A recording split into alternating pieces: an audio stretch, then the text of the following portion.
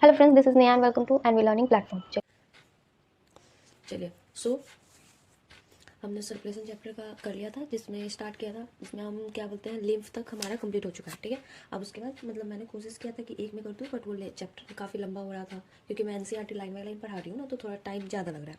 ठीक है, तो अब क्या करेंगे, जो बचा हुआ है आज हमारा ये चैप्टर कंप्लीट हो जाएगा। आज हम पूरा सर्कुलेटरी पाथवे से स्टार्ट करना है हमें। ठीक है, यहाँ से स्टार्ट करूँगी और पूरा हम आज इस चैप्टर को पूरा द एंड कर देंगे। ठीक है, चलिए स्टार्ट करें। ओके चलो, देखो the circulatory pattern are of two type. Circulatory pattern दो तरीके का होता है, एक ओपन होता है, क्लोज होता है। देखो बात ये है कि मैं एक एक वर्ड आपको एनसीईआरटी लाइन बाई लाइन पढ़ा रही हूँ ताकि आपको एनसीईआरटी क्या है कंप्लीटली क्लियर हो जाए, आपको प्रॉब्लम ना हो उसमें, अच्छे से आप समझ लो। इसी की वजह से टाइम लग रहा है, बट आप एक लेक्चर को मैक्सिमम ये 3 घंटे का बनेगा। जैसे कि 120 मिनट्स का मैंने एक दे दिया, ये भी ज़्यादा से ज़्यादा 120 मिनट के रिस्पेक्ट में ही जाएगी, तो आपका 3 घंटे में पूरा NCERT line by line clear हो जाएगी। तो इससे क्या होगी ना कि आप एक बार ये वाला एनसीईआरटी लाइन बाई लाइन पढ़ लोगे। मैं एक एक वर्ड का मतलब समझा रही हूँ, बेसिक है क्योंकि लास्ट टाइम है, बिल्कुल टाइम नहीं है। तो अभी एनसीईआरटी जितना ज़्यादा पढ़ लोगे, जितना अच्छे से पढ़ लोगे, वही बहुत है। 80% 90% एनसीईआरटी ही पूछता है। आपके नीट जो है, नीट वाला तो बहुत ईजी कर दिया है। पहले पीएमटी थी तो एक्स्ट्रा बाहर से आ भी जाता था, लेकिन अब नीट करके जो आ गया है तो उसमें बस एनसीईआरटी से बाहर कुछ पूछता ही नहीं है। लेंदी भी रहता है वो भी एनसीईआरटी के अंदर रहता है, और हार्ड भी रहता है वो भी एनसीईआरटी के अंदर ही रहता है, क्योंकि वो उसी क्वेश्चन को घुमा देता है, लेकिन एनसीईआरटी के अलावा नहीं रहता है। सो इसीलिए मैं बस एनसीईआरटी पे ही ज़्यादा फोकस करके आपको पढ़ा रही हूँ। इसके मैं ये वाले जो डायग्राम है हार्ट के, वो सब मैं नहीं कराऊंगी, क्योंकि वो सब डायग्राम का उतना आपको डायग्राम ड्रॉ करने का नहीं आता है, इसलिए मैं उसको डायग्राम नहीं बताऊंगी। डायग्राम जो ड्रॉ करने का नहीं है, बस उसको समझा दूंगी अच्छे से। ठीक है, चलिए हो गया। अब देखो उसमें है एक ओपन टाइप है। Open circulatory system is present in arthropods. Open circulatory system होता है जो प्रेजेंट होता है ऑर्थोपोड्स में, मोलस्क में, in which blood pumps by the heart passes through large vessels into open space or body cavity called sinuses. बोला जा रहा है कि बेसिकली है इसमें ओपन स्पेस में ना, ओपन सर्कुलेटरी सिस्टम में होता है, वो ब्लड है डायरेक्ट पंप होता है, ब्लड डायरेक्ट पंप हो जाती है वेसल्स में, मतलब बॉडी में डायरेक्ट पंप हो रहा है। इसमें कोई ये नहीं है कि एक कैविटी के थ्रू या फिर कोई कनाल के थ्रू नहीं जाता है, ये पूरा ओपन स्पेस में जाता है। जैसे कि है ना, स्लो सर्कुलेटरी सिस्टम में क्या होता है, आपका एक नेटवर्क के थ्रू जाता है, जैसे कि पूरा का पूरा बॉडी के थ्रू जाएगी, एक हार्ट में जाएगी, हार्ट के साथ फिर कोई वैसे आर्टरीज, वेन्स, ये सब के थ्रू जाती है, वेन्स वगैरह ये होता है। लेकिन ओपन में क्या होता है, पूरा बॉडी के थ्रू आपका डायरेक्ट क्या होता है, फ्लो करता है। जैसे कि मान लो कि पानी को पाइप से निकाल के बाहर छोड़ देते हैं ना, जैसे, तो वैसे ही एकदम चले जाएगा पूरा, जिसको जहाँ है, जो न्यूट्रिएंट्स है, न्यूट्रिएंट तो ब्लड के थ्रू ही ट्रांसपोर्ट होती है, तो जिसको जो सेल्स को न्यूट्रिएंट चाहिए तो वो डायरेक्ट एक्सक्यूज मी, वो डायरेक्ट ब्लड के थ्रू क्या होगा, न्यूट्रिएंट्स वो प्रोवाइड कर लेगी, न्यूट्रिएंट्स अपना एब्जॉर्ब कर लेगी। ठीक है, ये ओपन की बात हो गई। अब है annelids and chordates have close circulatory system. Annelida और कॉर्डेटा है, उसके पास क्लोज सर्कुलेटरी सिस्टम होता है, in which blood pump by the heart, जिसमें ब्लड हार्ट के द्वारा पंप होता है, is always circulated through or close network of blood vessels. ये देखो अभी वही बताया मैंने कि ये है, यहाँ पे देखो हार्ट इज ऑलवेज, ध्यान से देखिएगा यहाँ पे जो लिखा है, heart is always circulated through a close network of blood vessels. यही ब्लड वेसल्स जो है, मैंने बोला आर्टरीज, वेन और कैपिलरीज, यही ब्लड वेसल्स है, उसके थ्रू है, हार्ट के थ्रू पास होती है, और हमेशा ब्लड वेसल्स के थ्रू ही पास करेगी। ठीक है, इसको पास करने के लिए ब्लड वेसल्स के थ्रू ही पास करेगी। ये ब्लड टिश्यूज के डायरेक्ट कांटेक्ट में नहीं आती है। ये है, ब्लड सेल्स के जाएगा, सेल से अब्जॉर्ब होगी, ब्लड वेसल से जाएगी, ब्लड वेसल से उस सेल पे, पर्टिकुलरली सेल पे ब्लड वेसल के थ्रू ही जाएगा। ऐसा नहीं है कि जैसे कि आप झरना के जैसे छोड़ दो, समझ गए। This pattern is consider to be more advantage. इसका जो है क्लोज सर्कुलेटरी सिस्टम का मोर एडवांटेज है, क्यों, as the flow of fluid can be more precisely regulated. अब बोल रहा है कि इसके ये इसलिए एडवांटेज है ना, क्योंकि देखो ये एक है, क्या बोलते हैं ना, जब आपका ब्लड के थ्रू वेसल्स के थ्रू जा रहा है, ब्लड वेसल्स के थ्रू जा रहा है, तो क्या हो रहा है कि हर सेल्स में ये फिल्टर्ड होके जाएगा। ऐसे है, एक एग्जांपल ले लो कि कोई एक ट्यूब है, उस ट्यूब के थ्रू कहीं जाए, या पानी को आप सीधे ही कहीं पे ट्यूब कटा हो या फिर ट्यूब को काट दो सीधे बह जाए, तो ये जाना चाहिए कहीं जो न्यूट्रेंट, तो वो कहीं और चला जाएगा, ये कहीं और चला जाएगा। तो इसका कोई फिक्स शेप क्या पाथ तो है नहीं, वो कहीं से भी कहीं फ्लो करके जा सकता है, क्योंकि वो पूरा बॉडी में फ्लो कर रहा है। लेकिन ये क्या है, ये ट्यूब के थ्रू जाएगा, तो जहाँ पे ऑक्सीजनेटेड जाना चाहिए वहाँ ऑक्सीजनेटेड जाएगा, जहाँ पे डीऑक्सीजनेटेड जाना चाहिए वहाँ डीऑक्सीजनेटेड जाएगा। इसमें ब्लड के मिक्स होने की कोई चांस नहीं है, मीन्स ब्लड का ऑक्सीजनेटेड डीऑक्सीजनेटेड आपस में मिक्स नहीं होगी, इसकी चांसेस बिल्कुल भी नहीं है। और क्लोज का, ओपन का क्या है, ये क्लोज का बता रही थी मैं। ओपन का क्या है कि यहाँ पे डीऑक्सीजनेटेड और ऑक्सीजनेटेड, ये दोनों ब्लड क्या है, आपस में मिक्स ही हो जाएंगे, क्योंकि जाना, मान लो कि इधर से डीऑक्सीजनेटेड जा रहा है और इधर से ऑक्सीजनेटेड, लेकिन हमने तो पॉइंट यहीं पे छोड़ा ना, तो यहाँ पे छोड़ा तो दोनों आपस में कहीं भी जा सकता है, तो इसका कोई फिक्स नहीं है। देखो क्या लिखा है, आगे पढ़ते हैं।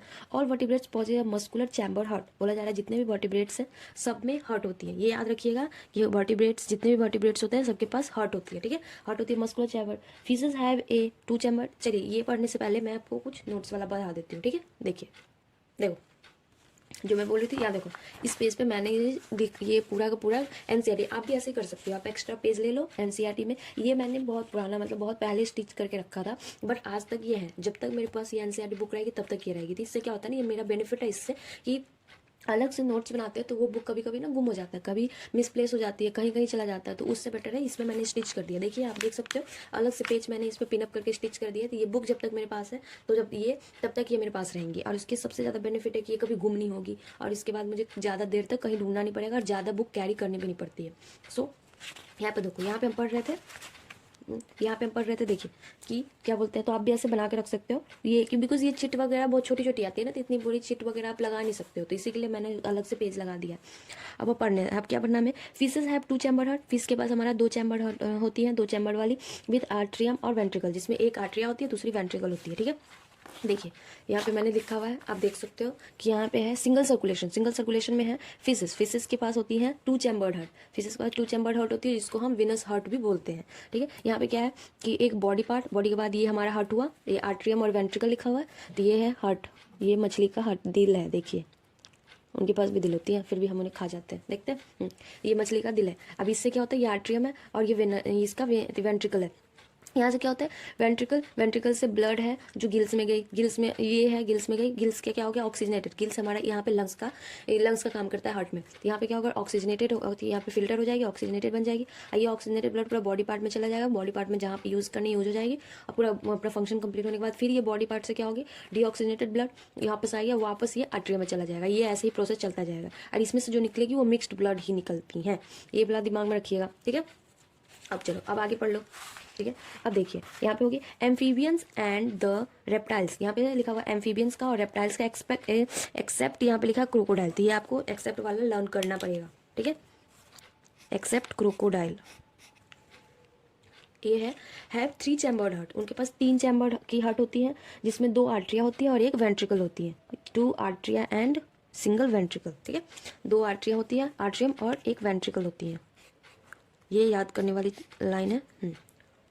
अब वहीं पे देख लिए, वेयर इज क्रोकोडाइल, क्रोकोडाइल भी आती है हमारी रेप्टाइल्स में ही है, बट क्रोकोडाइल का क्या है, इसके पास crocodile birds and mammal possess 4 chambered heart, crocodile है, बर्ड्स एंड मैमल है, चार के पास क्या होता है, तीनों इन सब के पास होती है 4 चैम्बर्ड हार्ट, मतलब हार्ट के 4 चैम्बर्ड होते हैं, विथ 2 आर्टरिया होती है, 2 वेंट्रिकल होती है।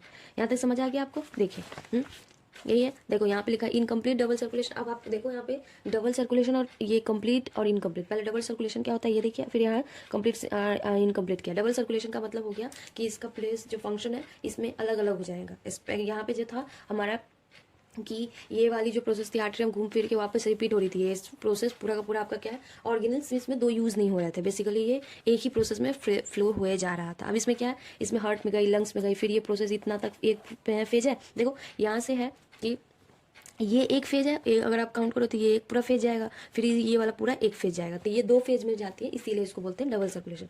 फेज नहीं बोल सकते, जैसे कि 2 पाथ है इसका, अगर आप देखो तो फेज मतलब होता है कि एक फेज कंप्लीट होने के बाद दूसरा फेज, तो इसका 2 पाथ जैसे कह सकते हो। हाँ, ये परफेक्ट होगा, आई थिंक सो। देखो इसमें क्या होता है कि इसमें होता है हमारा, एक होती है एम्फीबियंस और रेप्टाइल्स में क्रोकोडाइल को छोड़ के बाकी सभी। इसमें क्या है, राइट आर्ट्रियम, लेफ्ट आर्ट्रियम, और ये एक वेंट्रिकल, 2 और एक आर्ट्रियम और एक वेंट्रिकल है। क्या होता है यहाँ पे देखिए, सबसे पहले क्या है हमारा, यहाँ पे देखो वेंट्रिकल से जो इम्प्योरिटी मिक्स्ड ब्लड इसमें है, वेंट्रिकल में मिक्स्ड ब्लड आती है ईद, क्योंकि दोनों यहाँ से भी खुला होगा यहाँ से भी खुला होगा, तो यहाँ से बेसिकली है ये हमारा लंग्स। लंग्स से क्या होगा कि सबसे पहले वेंट्रिकल में अगर लेते हैं मिक्स्ड ब्लड आया, मिक्स मतलब क्या है, मिक्स मतलब इसमें ऑक्सीजनेटेड डीऑक्सीजनेटेड दोनों, उसके बाद क्या हुआ, ये हमारी लंग्स में गई, लंग्स में गई, लंग्स में क्या हुआ, यहाँ से ब्लड क्या ऑक्सीजनेटेड हुआ, ऑक्सीजनेटेड होने के बाद फिर ये लेफ्ट आर्ट्रियम में गई, और यहाँ से बॉडी में भी जाएगी, जो ऑक्सीजनेटेड ब्लड है ये बॉडी में भी जाएगी, बॉडी में वहाँ पे यूज हो जाएगा, यूज होने के बाद फिर यहाँ से बॉडी अपना डीऑक्सीजनेटेड ब्लड देगी, फिर ये हमारा राइट आर्ट्रियम में चला जाएगा। ठीक है, फिर यहाँ से डीऑक्सीजनेटेड ब्लड नीचे गिरेगा, ये ऐसे ही प्रोसेस चलता जाएगा। लेकिन ये क्या है, इनकम्प्लीट है। इनकम्प्लीट इसलिए है क्योंकि यहाँ पे आपका वेंट्रिकल में क्या हो रहा है, मिक्स्ड ब्लड आ रहा है। ठीक है, अब है दूसरा हमारा complete double circulation. Complete double circulation किस किस में होता है, क्रोकोडाइल में, बर्ड्स मीन्स एव्स में, और मैमल्स में होता है। देखिए इसमें क्या होता है, हाँ इसमें देखिए ये यहाँ पे हमारा राइट आर्ट्रियम है, ये लेफ्ट आर्ट्रियम है, राइट वेंट्रिकल लेफ्ट वेंट्रिकल, ये कंप्लीट डबल है क्योंकि इसका आर्ट्रियम क्या है, राइट अलग है लेफ्ट अलग है, तो इसमें मिक्स्ड होने का सवाल ही नहीं है, बिल्कुल ही इसमें क्लियर कर दिया हुआ है। इसमें क्या होगी, लंग्स में जाती है ब्लड, लंग्स से प्योर एकदम प्योर ब्लड होके ये पूरा क्या कहते हैं, प्योर ब्लड हो जाए, लंग्स में जाएगा, लंग्स इसको इम्प्योरिटीज़ वाले ब्लड को फिल्टर कर देगी, और फिर ये लेफ्ट एट्रियम में जाएगा, लेफ्ट एट्रियम से लेफ्ट वेंट्रिकल, और लेफ्ट वेंट्रिकल से क्या बोलते हैं, ये आपका एक नर्व्स होते हुए, वो मैं आगे बताऊंगी, वो पूरा का पूरा बॉडी में जाएगा, बॉडी में जाने के बाद पूरा बॉडी में यूज हो जाएगा, फिर बॉडी में डीऑक्सीजनेटेड ब्लड बॉडी के थ्रू राइट आर्टरी में जाएगा, राइट आर्टरी से ये फिर राइट वेंट्रिकल में जाएगा। ठीक है, आप यहाँ तक तो समझ गए। ये बस मैंने आपको प्रोसेस बताया, यहाँ तक पढ़ो, क्योंकि हम जैसे जैसे एनसीईआरटी को लेकर चल रहे हैं ना, तो अभी आपको नीचे कुछ दिया होगा तो वो भी देख लो। ठीक है, चलिए अब देखिए अब क्या लिखा हुआ यहाँ पे। अब वही जो मैंने बताया उसको यहाँ पे लैंग्वेज के रूप में दिखा हुआ है। देखिए सबसे पहले लिखा हुआ है क्या आगे आपका, यहाँ in fishes the heart pump out deoxygenated blood which is oxygenated by the gills. यही लिखा हुआ है कि हमारा मछली में क्या होती है, हार्ट पंप आउट करता है डीऑक्सीजनेटेड ब्लड, डीऑक्सीजनेटेड ब्लड को पंप आउट करता है, और वो उसको ऑक्सीजनेटेड कौन करता है, मतलब प्योरीफाई कौन करता है, वो करता है gills, and supply to the body. अब गिल्स सब उसको ऑक्सीजनेटेड करके, ऑक्सीजनेटेड क्यों किया, क्योंकि बॉडी पार्ट को जरूरत है, उसको गिल्स को सप्लाई कर देती है। हो गया, supply to the gills body part में सप्लाई करा, फ्रॉम वेयर, अब वहाँ से क्या है, अब वहाँ से from where deoxygenated blood is return to the heart. अब वो क्या है, वहाँ पे सप्लाई करने के बाद वो अब वहाँ से क्या डीऑक्सीजनेटेड ब्लड निकलेगी, वो डीऑक्सीजनेटेड ब्लड उसी मतलब वेसल से वो पूरा का पूरा आपका अब गिल्स के पास चला जाएगा। ठीक है, वो दोबारा से हार्ट के पास चला जाएगा, नॉट गिल्स, हार्ट के पास चला गया, फिर वो प्रोसेस फिर हो जाएगा, फिर वो हार्ट गिल्स को देगा, फिर ये गिल्स यूज़ कर लेगा, बॉडी पार्ट यूज कर लेगी, और फिर वो वापस से डीऑक्सीजनेटेड ब्लड देगी। ऐसा ही प्रोसेस से चलता जाएगा सर्कुलर फॉर्म में। यही सर्कुलर फॉर्म मैंने आपको यहाँ पे दिखाया है, देखो यही सर्कुलर फॉर्म मैंने रिपीट साइक्लिक फॉर्म है ना, तो साइक्लिक फॉर्म चलती जाएगी। समझ आ गई। अब देखो अब दिया रहा है इन एम्फीबी, ये इसमें बस एक लाइन में पूरा क्लियर कर दिया, जो मैंने पूरा आपको टेबलर मतलब ग्राफिक फॉर्म में दिखा दिया है, डायग्राम में दिखा दिया, ताकि आई होप आपको क्लियर हो गई हो। अब देखो क्या लिखा, इन एम्फीबियंस, एम्फीबियंस में क्या है, रेप्टाइल्स, एम्फीबियंस एंड रेप्टाइल्स दोनों में द लेफ्ट आर्ट्रियम, देखो क्या ध्यान से सुनिए, the left atrium receive, left atrium हमेशा रिसीव करता है ऑक्सीजनेटेड ब्लड फ्रॉम गिल्स से, लंग्स से, स्किन से। यहाँ पे गिल्स भी दिया है, लंग्स भी, स्किन भी। गिल्स दिया है यहाँ पे एम्फीबियन है तो उसके टैडपोल के केस में, लंग्स दिया है नॉर्मली हमारा रेप्टाइल्स के केस में, और लंग्स फ्रॉग में लंग्स भी होता है, और स्किन दिया है, फ्रॉग है जो एम्फीबियंस है तो वो स्किन से भी करते हैं इसके लिए। एंड राइट आर्ट्रियम है गेट डीऑक्सीजनेटेड ब्लड, और राइट आर्ट्रियम है जो डीऑक्सीजनेटेड ब्लड लेता है बॉडी पार्ट से, वो दोनों ले लेता है, फिर दोनों एक तरफ से ऑक्सीजनेटेड ब्लड ली, एक तरफ से डीऑक्सीजनेटेड ब्लड ली, और उसके however they mixed, they get mixed, ये मिक्स्ड होता है up in the single ventricle. बेचारे के पास वेंट्रिकल तो एक ही है, तो उसमें क्या होता है, ऊपर से दोनों आया और नीचे जैसे कि हो गई, मान लीजिए ये एक राइट आर्ट्रियम हो गई, ये लेफ्ट आर्ट्रियम, और दोनों क्या खुलेगा और पूरा का पूरा ऐसा ये एक गड्ढे में गिरेगा। समझ रहे हो। चलिए कहा थे मिक्स्ड हो जाता है सिंगल वेंट्रिकल में, विच पंप आउट मिक्स्ड ब्लड, ये मिक्स्ड ब्लड को पंप करते हैं, इसी की वजह से इसको बोलते हैं इनकम्प्लीट डबल सर्कुलेशन। समझ आ गया। अब देखिए in birds and mammal, bird और मैमल में क्या है, oxygenated and deoxygenated blood receive by left. देखिए ऑक्सीजनेटेड मतलब लेफ्ट आर्ट्रियम, और डीऑक्सीजनेटेड का मतलब हुआ राइट आर्ट्रियम, ये है इससे रिसीव किया जाता है, और ये रिस्पेक्टिवली का मतलब हुआ ऑक्सीजनेटेड के लिए लेफ्ट और डीऑक्सीजनेटेड के लिए राइट। मैं ये सारे लाइन एक एक वर्ड इसलिए क्लियर कर रही हूँ क्योंकि अभी बहुत बच्चे अभी न्यू हैं तो उन्हें ये लाइन रिस्पेक्टिवली लगता है तो कैसा लगता है, ये वर्ड्स भी समझ नहीं आते इसलिए। And passes on to the ventricle of the same side। अब बोल रहा है कि वो सेम ही मतलब जिस साइड का आर्ट्रियम है उसी साइड में पास करता है। देखिए यहाँ पे देखिए जिस साइड का आर्ट्रियम है, राइट आर्ट्रियम है तो राइट आर्ट्रियम ऑक्सीजनेटेड ब्लड है, डीऑक्सीजनेटेड ब्लड वो राइट वेंट्रिकल को ही देगा, और लेफ्ट आर्ट्रियम है वो ऑक्सीजनेटेड ब्लड लेफ्ट वेंट्रिकल को ही देगा। ऐसा नहीं है कि राइट वाला लेफ्ट को दे दे, लेफ्ट वाला राइट को दे, ये नहीं हो सकता क्योंकि इसमें बीच में ये देखिए दीवार है, ये समझ रहे हो, ये पूरा क्लियर कट 4 चैम्बर है, ये ध्यान में रखिएगा। समझ आ गया। चलिए आगे बढ़े। यही हो गया। अब इसके बाद क्या, ये वेंट्रिकल हो गया, कहाँ पे थे, इरेक्ट आइटम हो गया। अब इसके बाद ventricle same side, the ventricle pump it without, यहाँ पे देखिए लिखा हुआ कि the ventricle pump it without, इसको बिना एनी मिक्सिंग, कोई भी मिक्सिंग के इसको वेंट्रिकल पंप करता है, जिसका मतलब हुआ 2 separate circulatory pathway are present in this organism. इसका मतलब है कि 2 अलग अलग सर्कुलेटरी पाथवे चल रहा है। समझ आया। इसके लिए डबल सर्कुलेशन क्यों बोला जा रहा है, क्योंकि यहाँ पे लिखा है सेपरेट, सेपरेट सर्कुलेटरी पाथवे चल रहा है, अलग अलग सर्कुलेटरी पाथवे चल रहा है, ठीक है। Hints these animals have double circulation, इसीलिए इस एनिमल को हम क्या बोलते हैं, डबल सर्कुलेशन बोलते हैं। Let us study the human circulatory system. अब देखो, अब हमें पूरा ह्यूमन सर्कुलेटरी सिस्टम को क्लियर में पढ़ना है। ये सारा सर्कुलेटरी सिस्टम जो ओपन है, क्लोज है, ये सब हमने एनिमल किंगडम में पढ़ लिया है, तो इसके लिए इसे हमें नहीं पढ़ना है। और ओपन सर्कुलेटरी सिस्टम को थोड़ा सा जब हम और कॉकरोच पढ़ते हैं तो उसमें भी हम पढ़ लेते हैं, तो इसको पूरा नहीं, अब हमें पूरा पढ़ना है ह्यूमन सर्कुलेटरी सिस्टम्स। सो आगे बढ़ते हैं, चलिए यहाँ तक आई होप आपको क्लियर हो गई होगी। चलिए आगे बढ़ते हैं, चलिए ठीक है। सो अब देखो, human circulatory system. Human circulatory system also called blood vascular system consist of a muscular chambered heart, a network of close branching blood vessels and blood and A fluid which is circulated. बोला जा रहा है human circulatory system है, उसको एक blood vascular system भी कहा जाता है। सिस्टम का मतलब हुआ कि बहुत सारी चीज़ों के साथ मिलके बना हुआ है, जिसमें क्या होता है, यहाँ पे कंसिस्ट लिख भी दिया है, जो जिसमें होता है एक मस्कुलर चैम्बर्ड हार्ट, मतलब एक मसल्स का बना हुआ हार्ट होता है। Network of close branching blood vessels, उसमें बहुत सारे ब्लड वेसल्स भी होते हैं, ब्रांचिंग वाले ब्लड होते हैं। एंड एक फ्लूइड विच इज सर्कुलेटेड, और उसमें फ्लूइड होता है जो सर्कुलेटेड होती है। सबसे पहले पढ़ना है हार्ट। हार्ट क्या है, द मेसोडर्मली डिराइव ऑर्गन, मीन्स ये मेसोडर्मल डिराइव्ड है। It is situated in the thoracic cavity, ये है जो थोरैसिक कैविटी में हमारे सिचुएटेड होते हैं। In between the two lungs, दो लंग्स के बीच में सिचुएटेड होता है, ठीक है। Slightly tilted to the left, ये ऐसा नहीं है कि हमारे पास लेफ्ट साइड में, जैसे कि हमें बोला जाता है ना कि हमारा दिल है ना लेफ्ट साइड में, पूरा लेफ्ट नहीं होता, दो लंग्स के बीच में थोड़ा सा, ये लंग्स के बीच में जो एक हमने पढ़ा है, मैंने जब आपको डाइजेशन वाला चैप्टर पढ़ाया था तो उसमें ही मैंने पढ़ाया था कि जैसे कि दो लंग्स है, उसमें लेफ्ट लंग्स के बीच में थोड़ी सी लेफ्ट लंग से थोड़ा कर्विंग हो जाता, कर्व हो जाता है, और उस कर्व्ड वाले स्पेस में हमारा हार्ट का पोजीशन है, ठीक है। हाँ, उसी हार्ट में, उसी पोजीशन में क्या होता है, हमारा हार्ट सिचुएटेड होता है। सो ये इसी की वजह से वो हमें लेफ्ट साइड फील होती है। It has the size of the clenched fist, ये साइज है हमारी क्लेंस्ड फिस्ट, मतलब हमारे जिस बंदे का जो हार्ट होगा, जैसे कि मेरा हार्ट है तो मेरा इतना जो ये इसी साइज का, इतना साइज का हार्ट होगा हमारा। कोई छोटा बच्चा पैदा होता है तो उसका छोटा सा हाथ का, जैसे इसको हिंदी में मुट्ठी बोलते हैं ना, हाथ का जो मुट्ठी, मेरा इतना ही मेरा हार्ट होगा। आपका अगर आप ऐसे हाथ करके देखो तो आपके इस हाथ की मुट्ठी के इतना ही आपका हार्ट होगा। एक छोटा सा यहाँ पे लंग्स के पास ऐसा मुट्ठी के इतना होगा, और वो बस वही धक धक धक धक आपको होता है, लब लब लब लब करता रहता है, ठीक है। It is protected by a double walled membranous pack, ये एक डबल वॉल्ड मतलब थैली के जैसे, मतलब आपका बहुत दो गुना मोटा थैली से कवर्ड होता है। देखिए मैं दिखा भी देती हूँ, अगर आप अभी भूल चुके हो तो, इसमें नहीं है तो 1 मिनट रुक जाइए। ये देखिए, ये हमारा लंग्स वाला है, मतलब रेस्पिरेशन वाले बुक चैप्टर का निकाल सकते हो, 269 चैप्टर पेज नंबर एनसीईआरटी है।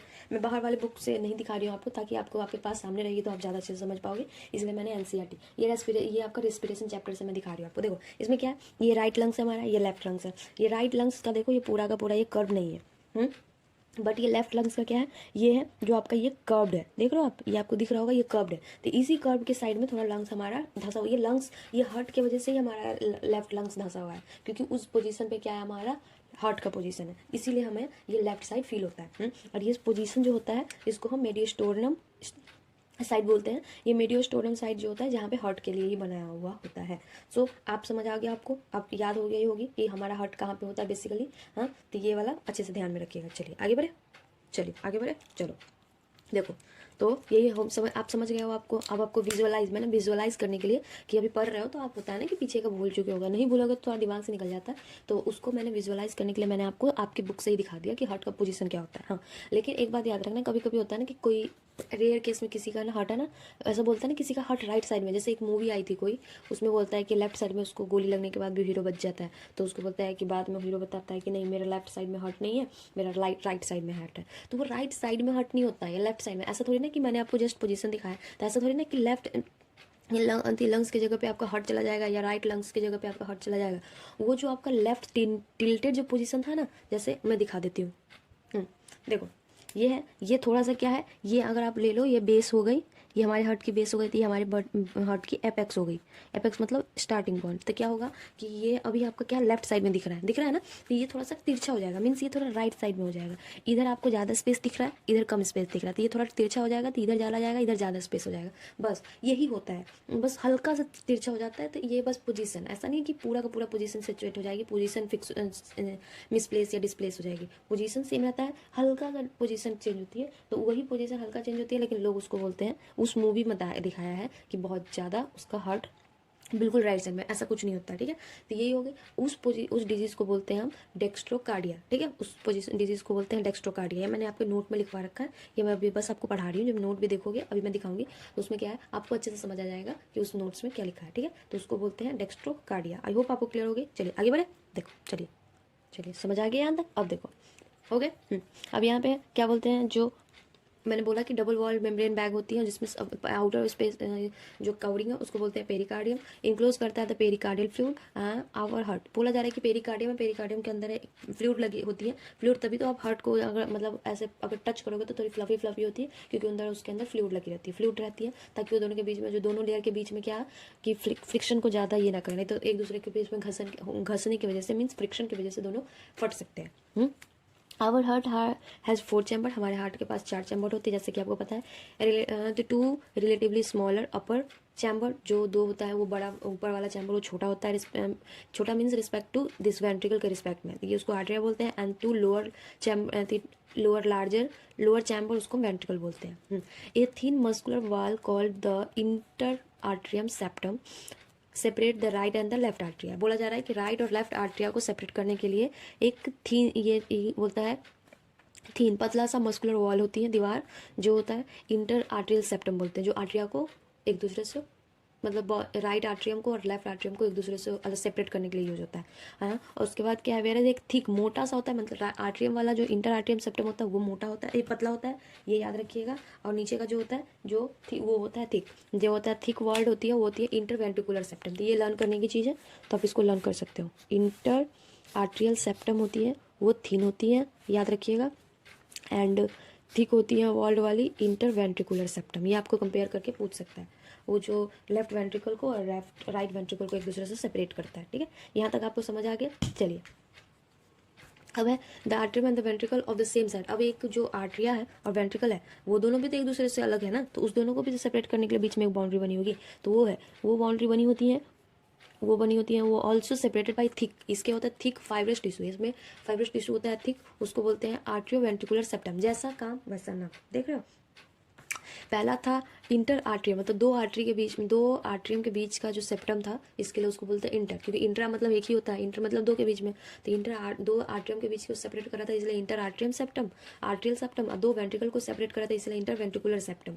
अब है जो ये एक आर्ट्री और एक वेंट्रिकल को सेपरेट कर रहा है, इसलिए इसका नाम है क्या, आर्ट्रियो वेंट्रिकुलर सेप्टम। समझ रहे हो, तो नाम से भी आप इसको पकड़ सकते हो, ऐसा कुछ बड़ा काम नहीं है।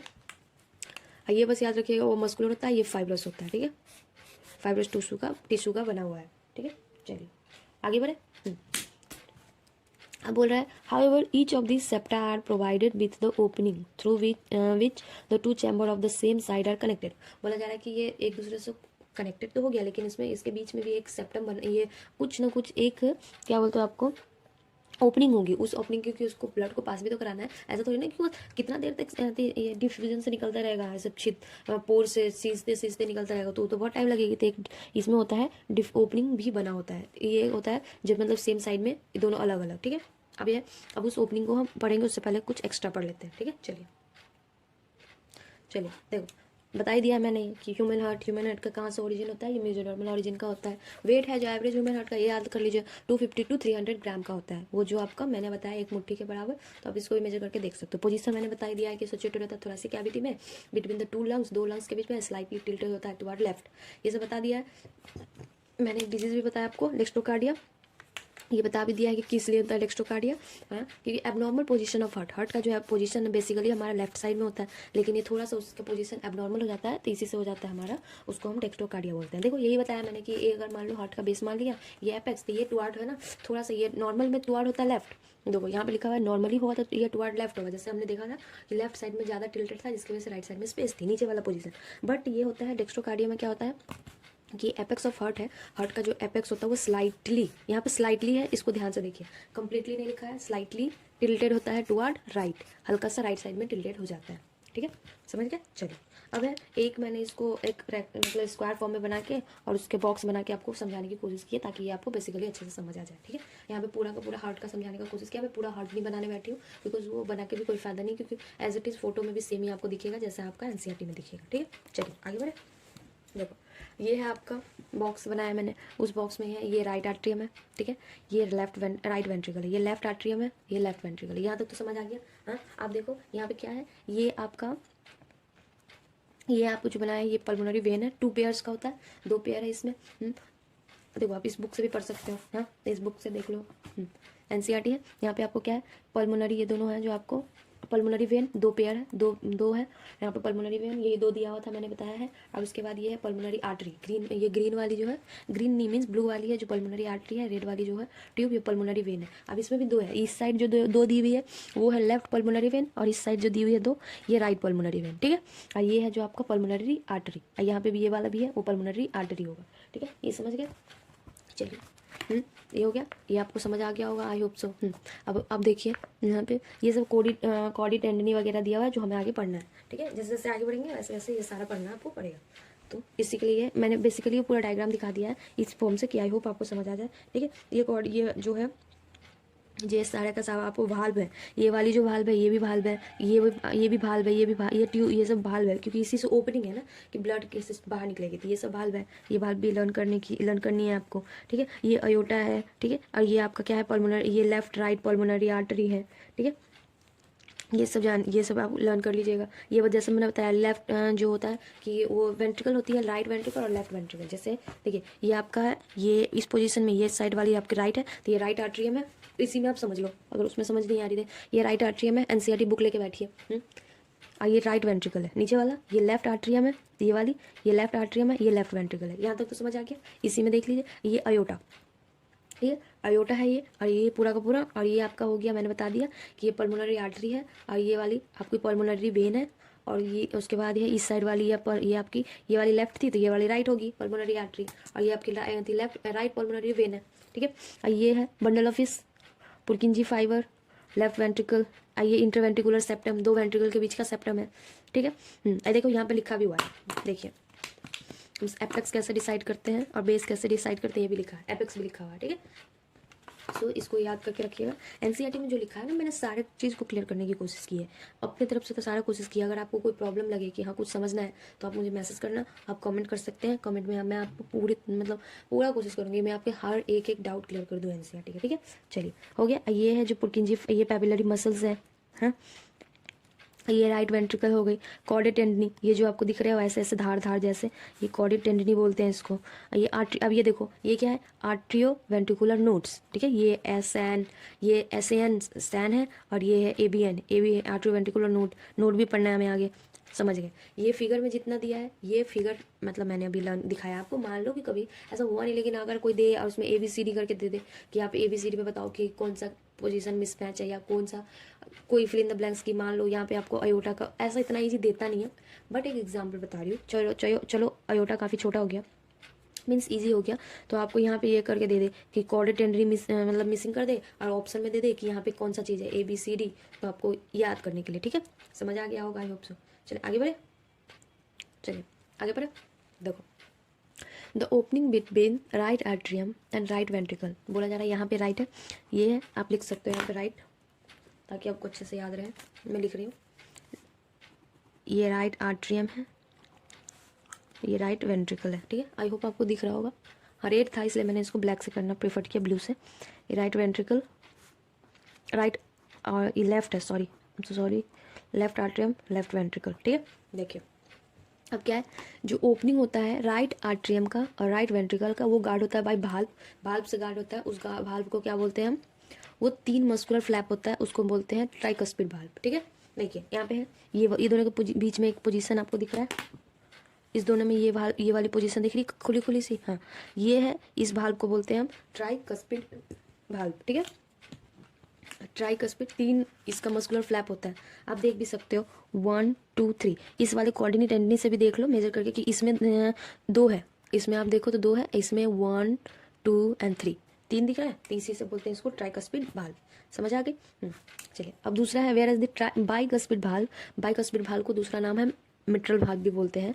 वो गार्ड होता है by the left atrium and left ventricle. अब इस साइड वाली जो है, इस वाले को हम बोलते हैं बाइकस्पिड वाल्व और मिटल वाल्व, दोनों में से कोई भी बोल सकते हो। इसको लर्न करने का तरीका है, मीन्स इसमें ना कन्फ्यूजन रहती है, तो एक लर्न कर लो तो दूसरा आ जाएगा। जैसे कि मैंने इसको ऐसे लर्न किया था कि एल बी और डब्ल्यू, एल बी डब्ल्यू ऐसे जनरली याद रहता है ना कि एल बी डब्ल्यू मतलब leg B get out match वाला सब होता है। एल बी डब्ल्यू यहाँ पे बस एम है, एम की जगह पे आप एल बी एम है तो एम को आप डब्ल्यू से भी बना सकते हो। लर्न करने का एक ट्रिक है, ठीक है। जैसे कि मैंने लर्न किया था, एल का मतलब हुआ लेफ्ट साइड, लेफ्ट का आर्ट्रियम और वेंट्रिकल दोनों ले सकते हो। बी का मतलब हुआ बाइकस्पिड और एम का मतलब मिट्रल, तो मिट्रल का आप यहाँ डब्ल्यू ले लो, ठीक है, समझ गए। L B W, W means M का उल्टा, बस ये याद करने के लिए। अब ये कि याद हो गई कि एक साइड याद हो गई कि आपको लेफ्ट साइड में बाइकस्पिड भाल्व है, बाइकस्पिड भाल्व का दूसरा नाम मिटल भाल्व है, तो ऑब्वियसली राइट साइड में ट्राइकस्पिड भाल्व होगी। तो इस दोनों में क्लियर कन्फ्यूजन नहीं हो पाएगा, ठीक है। इसके लिए समझ आ गया, चलिए आगे बढ़े। यहाँ तक हो गया कि मिटल भाल्व ओपनिंग होता है। अब उसके बाद देखिए यहाँ तक होगी, आपको यहाँ पे भी मैंने इसमें भी दिखा दिया था, इसमें भी मैंने क्लियर करने का कोशिश किया पूरा। देखिए राइट साइड में क्या है आपका, राइट साइड में 3 है और लेफ्ट साइड में 2 है। यहाँ तक मैंने भी इसको भी क्लियर करने की कोशिश की अपनी, ठीक है। आगे बढ़े, चलिए यहाँ पे मैंने लिख भी दिया है। ये वाली ट्राइकस्पिड वाल्व, बाइकस्पिड और मिटल वाल्व, ये वाली जो वाल्व है इसको हम यूटेशन वाल्व भी बोलते हैं। इस वाले वाल्व को लर्न करना है तो कर लीजिए, आज तक पूछा नहीं बट फिर भी दिया है तो वाल्व लर्न तो करनी पड़ेगी ना। हाँ, जो जिस वाले से आपको आगे जाके आयोटा या फिर वेना का सुपीरियर वेना कावा में जाता है तो उस वाले वाल्व को हम बोलते हैं यूटेशन वाल्व, ठीक है। आगे बढ़े, चलिए अब देखो क्या है। The opening of the right and the left ventricle into pulmonary artery and aorta respectively are provided with the semilunar valve। देखो बोला जा रहा है कि opening of the right and the left ventricle की बात हो रही है। तो यहाँ पे भी देखो, यहाँ पे भी मैंने ये आपको लिख रखा है, ये वेंट्रिकल है, राइट वेंट्रिकल का जो है ओपनिंग कहाँ होता है, पल्मोनरी आर्टरी। यहाँ पे हमने यही पढ़ा कि राइट वेंट्रिकल का पीछे दिया हुआ है पल्मोनरी आर्टरी, आप पलट के देख सकते हो। अब उसके बाद हमने पढ़ा लेफ्ट वेंट्रिकल का किस में होता है, अयोटा। तो ये वाली पोजीशन हमारी कौन सी है, आप देख सकते हो, ये वाली हमारी है अयोटा, ठीक है, समझ आ गया। अब देखिए ये बोल रहा है कि ये दोनों का जो भाल्व है, इस दोनों में जो जाता है तो किस भाल्व से जाता है, सेमी लूनर भाल्व। मतलब इस दोनों में ये वाली जो भाल्व है, इस भाल्व को, ये वाली जो भाल्व है तो इसको आप सेमी लूनर भाल्व बोल सकते हो। देखो तो बेसिकली हमने कितने भाल्व पढ़े, अब देखो सारे के सारे बेसिक ओपनिंग थी, उस ओपनिंग को हमने क्लियर कर लिया, ठीक है। जिसमें आपको ये वाला जो सेमी लूनर भाल्व और बाइकस्पिड ट्राइकस्पिड भाल्व, ये भाल्व सब क्या है आपको दिए हुए हैं, बट ये यूटेशन भाल्व नहीं दिया हुआ था। तो आपने सारा ओपनिंग हार्ट का जो है उसके सारे भाल्व आपने क्लियर हो गया होगा।